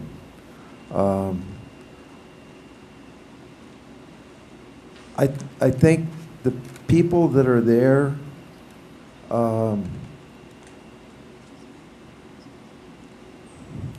again, I don't know for sure, but if the child is coming to that safe house with the parent, I don't see them being out.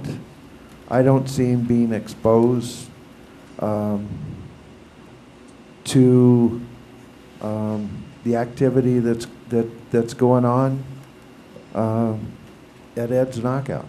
So, and that's why I think I can make the findings. That's why I know I could make that finding A. I don't, again, I think if it was going on during the day, you know, that's a totally different situation. But since our operation is basically in the evening and late at night, then I can make that finding. Thank you, Commissioner Kaufman. Commissioner Stapleton. I agree with a lot of what Commissioner Weisky said, and I'm on the same page as can make most of the findings except for A. And going back and forth in my head on the effect on, you know, youth in the area, I can see it from both sides. Commissioner Kaufman just said as well as Commissioner Weisky.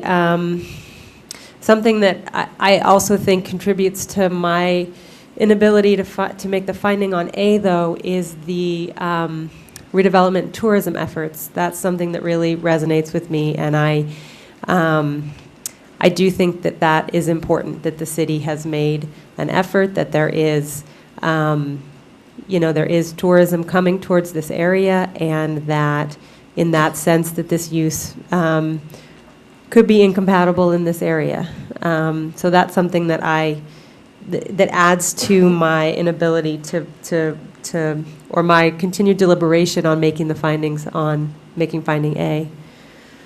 But besides that, yeah, I can make the rest of the findings, and but I can't make A. Okay, I would like to also be convinced or hear what the other commissioners have to say.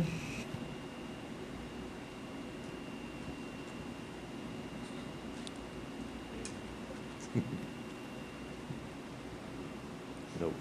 There I am. We've had some very good discussions tonight and learned probably more about this area than most people knew about this area with the discussions. And you know, the way the staff report came across, and I think it was new to learn that there were the amount of traffic that goes in and out of the medical facility at different times of the day, as well as the traffic that is going into what is a residential area that is directly across the street and serving a very needed purpose as well. And when I first drove by the building and looked at it, I certainly wouldn't have known of what was going on in the neighborhood as well. So with that, it's very difficult to make that finding on the compatibility of this neighborhood.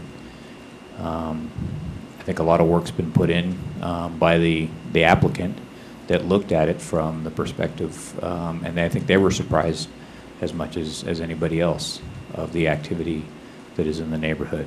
So I'm having trouble trying to make that finding on the compatibility as well. Commissioner Woosley? Thank you, Mr. Chair. I was hoping that by going a little bit later, it'd be easier. I think we're all having the same issues. I do think this is in conformance with the master plan. I like the ideas with the building. I like the ideas with the security and the planning, and I can even agree with the parking somewhat. Even though people cross the streets, it's not as busy as the as 5th Street. I am having a problem with finding A, and the reason why is you know, on the books, it's we were looking at what it's zoned with mixed residential. Therefore, you do your buffers off of that and what is affected and what's not. But we're also trying to figure out the surrounding uses, land uses, and that's what hangs me up, that word use. Because right now it is currently being used as a shelter, and I think we're all very sensitive to that, and it sounds like something very worthwhile and that we don't want to negatively infect in the area. My questions with the officer about wondering if the crime was going to go up in the area, and I think that might be one of my deciding factors if they were able to come back and say, no, the lighting's good. We think all of the calls will stay within the building on site, but with some of the facts saying that it might go up in the surrounding area, that's something to take in consideration, especially with surrounding land uses. That's what I'm struggling with. And it is the chicken before the egg. Which one came first? Because, you know, a lot of times I think, okay, if you move in an area that things are, it's zone 4, it's okay to move an area as far as potential uses for what's around you.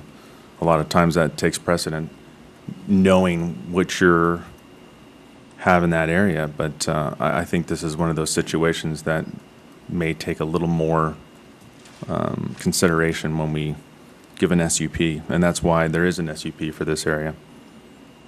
That's my thoughts. So I was hoping to have more discussion on that, but I think that all of us struggle with the same things. Okay, I've been very good tonight. I've been quiet, and I've been listening to the testimony at this public hearing. Until last Saturday, I think I could have made every finding here, and I was still in doubt right up until about a half an hour ago. But the hours of operation at Reno Diagnostic, I realize they have a website, but you can't believe everything you see on the internet. So I use the old tried and true method. I phoned a friend who worked there and said, what hours are you open? How many people do you see? What happens afterwards? And she assured me that till 9 o'clock they're doing diagnostic work. It takes 45 minutes to do a certain procedure and an hour roughly to process it afterwards. So they're getting out of there 10 to 11 o'clock at night, sometimes even later. Now, I'm not the brightest bulb, but I was able to figure that out. Reading the staff report, if Reno Diagnostics shut down at 5 o'clock, and they shut down for good at 5 o'clock, didn't open until the next morning, I think my opinion would be different. I didn't know about the safe house till Friday. Sorry, Mike. You know how much I hate to look at people that want to come into our community and spend money and take a piece of junk warehouse that hasn't been used and turn it into something that, that enhances the neighborhood. But quite frankly, at this point, I cannot make finding A. And nothing that I heard tonight, nothing that I'm going to hear tonight, will change my mind on that. I think it would have been a good project if the hours of operation were as we anticipated, and we didn't know about that safe house. And I did look up on the assessor's record. That house has been there since 1944. So I'm sure it was there long before there was a downtown recreation district or a multiple use zoning or anything else. I think at the time they just built houses and didn't really care. So on the APN it says 1944. That's how long it's been there. Certainly longer than we've been commissioners. And I remember the Wells Avenue stuff and the 4th Street Todd and everything we've done in the last 7 years. So I can't make the findings. And because of that, I will not be supporting the special use permit. Mr. Chairman? Commissioner Weisky. I just would like to say that I still cannot make, and even after listening to everybody, I cannot make the finding for A. This area is in transition. We're looking at tourism. It's not for me to decide what people want to come to Reno for tourist destination. Maybe in a year from now, if there's a new location for the safe house and it's not in the area, this is a prime location. I agree with staff. But right now, as long as there are residences there, and as you just stated, which kind of put the final nail in it for me, that house and those houses have been there since the 40s, then I know which came first. And there's no doubt in my mind that this is not compatible with residential. It's in a Todd corridor. It's in a regional center, excuse me, which at some point should have high density, which means we want more apartments. We want condos up above businesses of entertainment or retail or commercial or light industrial, whatever it is. So, you know, until there's no residential in that area whatsoever, I would not be able to make finding A. And if you or fellow commissioners are ready, I will propose a motion after I ask a question to Marilyn. The chair will entertain a motion after your question to Marilyn. Thank you. Marilyn, I see this as two different SUPs. Our motion is for one. How would legal prefer to see it? I think that in order to address the two different ones, if you would address them independently, that would be helpful to the council, should this be appealed. Sure. So, okay. Okay, thank you very much. Mr. Chairman. Commissioner Weisky. In the case of LDC 12-00055, Ed's Knockouts, based on compliance with the applicable findings, I move to disapprove the special use permit subject to the conditions, and I cannot make finding A of those findings.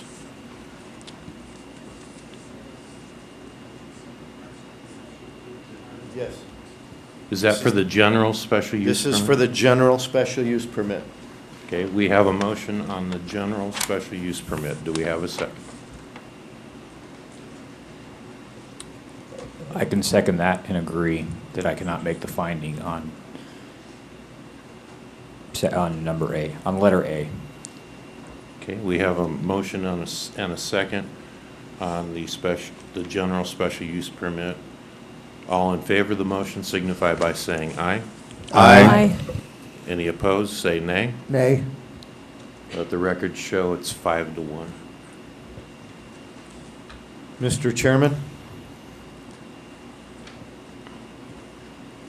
in the case of LDC 12-00055, Ed's Knockouts, based on compliance with the applicable findings, I move to approve the special use permit for the downtown Reno Regional Center District, subject to the conditions, and I can make conditions A through G on that special use permit. We have a motion on the DRRC special use permit. Do we have a second? Mr. Chair, Commissioner Woosley. I can second that, and I can meet all the conditions as well. You can make the findings. So you understand what's happening here, Robert? The DRRC, okay. Okay. You're smiling, Marilyn. Are we doing the right thing here? You're doing well, thank you. Okay. All in favor of the motion signify by saying aye. Aye. Aye. Any opposed? No. Let the record show that the special use permit for the DRRC carried 6-0. Now, before anyone moves, I have to read this. Any action taken by the Planning Commission on a tentative map special use permit, what we just did, variance or skyway is final unless appealed. Any person aggrieved by the decision may file an appeal. Each person or entity must make his or her own appeal. Appeals must be filed with the city clerk within 10 days of the Planning Commission hearing by submitting the appropriate form and fee. All other matters will be forwarded to the City Council with the Planning Commission's recommendations. Sorry it took so long. Thank you for coming on this issue. Okay, next item on the agenda, TXT 12-00014, urban farming. Who's handling that? Claudia? Who's handling urban farming?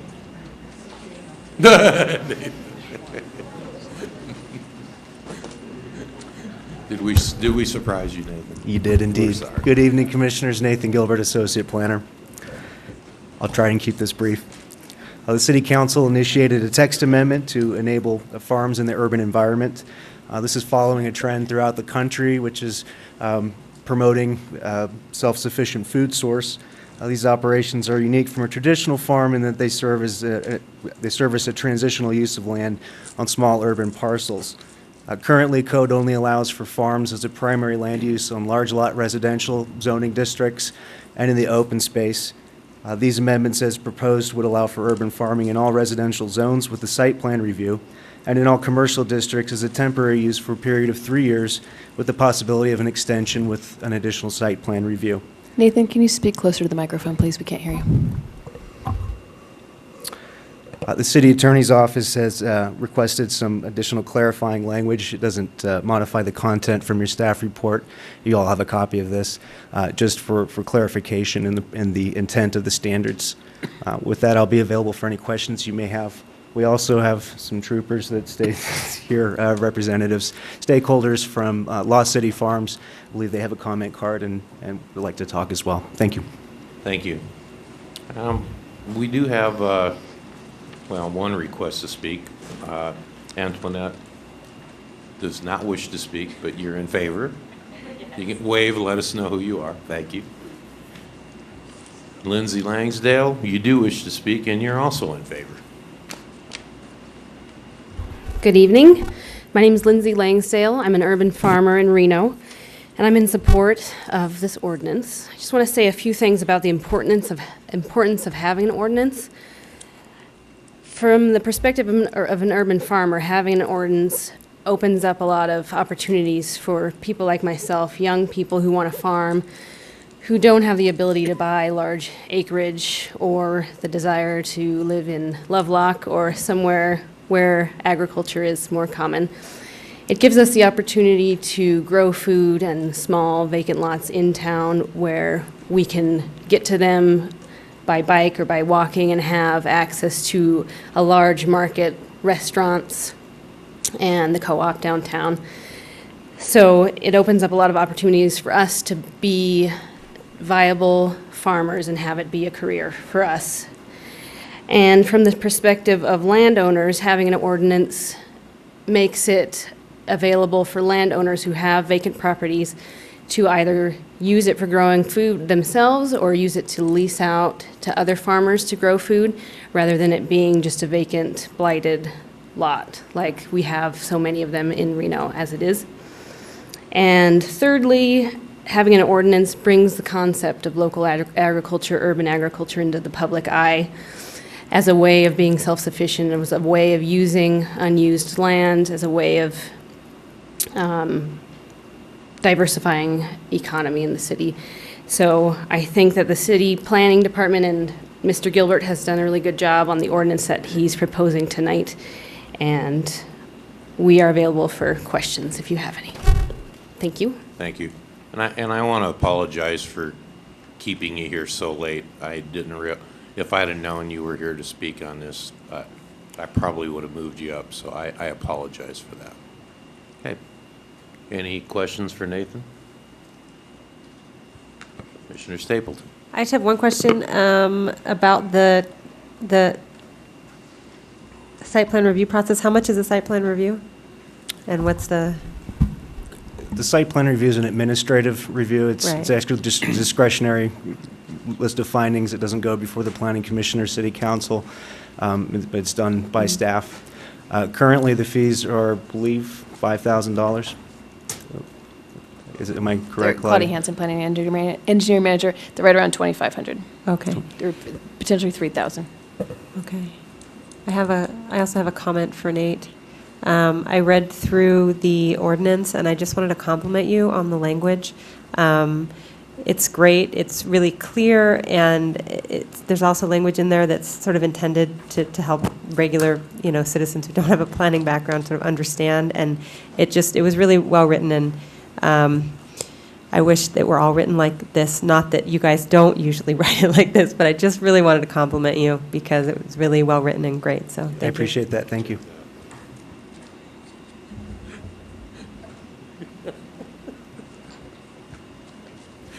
Okay. Any further questions? Do we have a motion? I would make a motion. Commissioner Stapleton. Based on compliance with the applicable findings, I move to recommend that City Council approve the text amendment by ordinance for case number TXT 12-00014.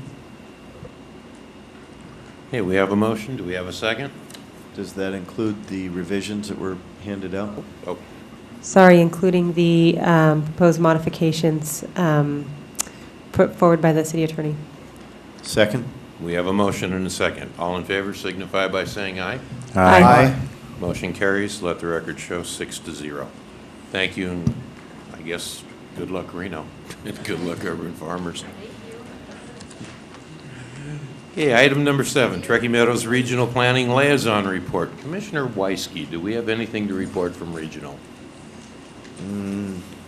Yeah, we had a meeting last month, but last couple of weeks, but nothing really major happened. Nothing important? I don't think it was. It Okay. was just kind of run-of-the-mill stuff. That's good. That's fine. Other That's than good. Chairman Romeo somehow got voted in as chairman of Regional for the upcoming 12-month period also. Congratulations. Okay. Hey. It had to be one of us. All right, staff announcements. Claudia? Just to follow up, and I can't remember if I announced this at our workshop or not, so forgive me if I'm repeating myself, but at the last council meeting, they approved the Demonte Ranch Handbook Amendment, and the billboard ordinance, the electronic billboard ordinance, got a first reading. Speaking of nice, clean, simple ordinances, just kidding. And that will be going for second reading in a few weeks. And on that one, they did change the ratio. You had it as recommended a 1-to-1. In those restricted areas, they kept it as a 4 existing or 8 banked to 1 in the restricted areas. Everywhere else, they changed to a 2-to-1. So I think that was kind of where Commissioner Stapleton and Commissioner Woosley were headed with that, and that's what council landed on. There was a few other changes, but that was the ratio that they ended up with. And that's all I have. Commissioner's suggestions for future agenda items. Mr. Chairman? Commissioner Weisky. Workshop coming up again for Todd's. Do we have a date? When we left our last workshop, we didn't reset a date, or if we did, I missed it. I said in my presentation that I'd be bringing back an ordinance for first reading in October, most likely. Okay. All right, and that'll be for continued discussion? Oh, of course. Yeah. Okay, all right, because I thought that Commissioner Stapleton brought up some good points on 4th Street. Yes. And I didn't respond to it at the meeting, but I want to, after thinking about it, respond to her comments and expand on them, and I think that that'll be good for 4th Street Okay. corridor. Thank you. Anything else? Can I just follow up on that, just to clarify? So are you bringing it back a proposed ordinance, or are we having another workshop? Because I feel like there could be more discussion on that also. It can be both. We can do a workshop with an ordinance. Okay, great. With more of an actual ordinance and maps to be amended. Great, thank you. And if you want, we can hold it in a different location that might help discussion. Oh, I'm sorry, did I say that out loud? Just kidding. Sorry, Marilyn. 7th floor caucus room. Yes, is I was going to say available. 7th floor Large conference table room where is you really might, the discussion might be able to flow more easily. Oh, boy.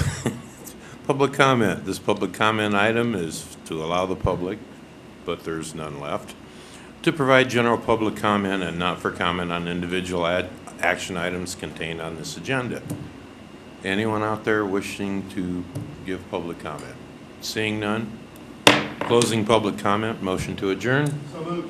We have a motion. We are adjourned.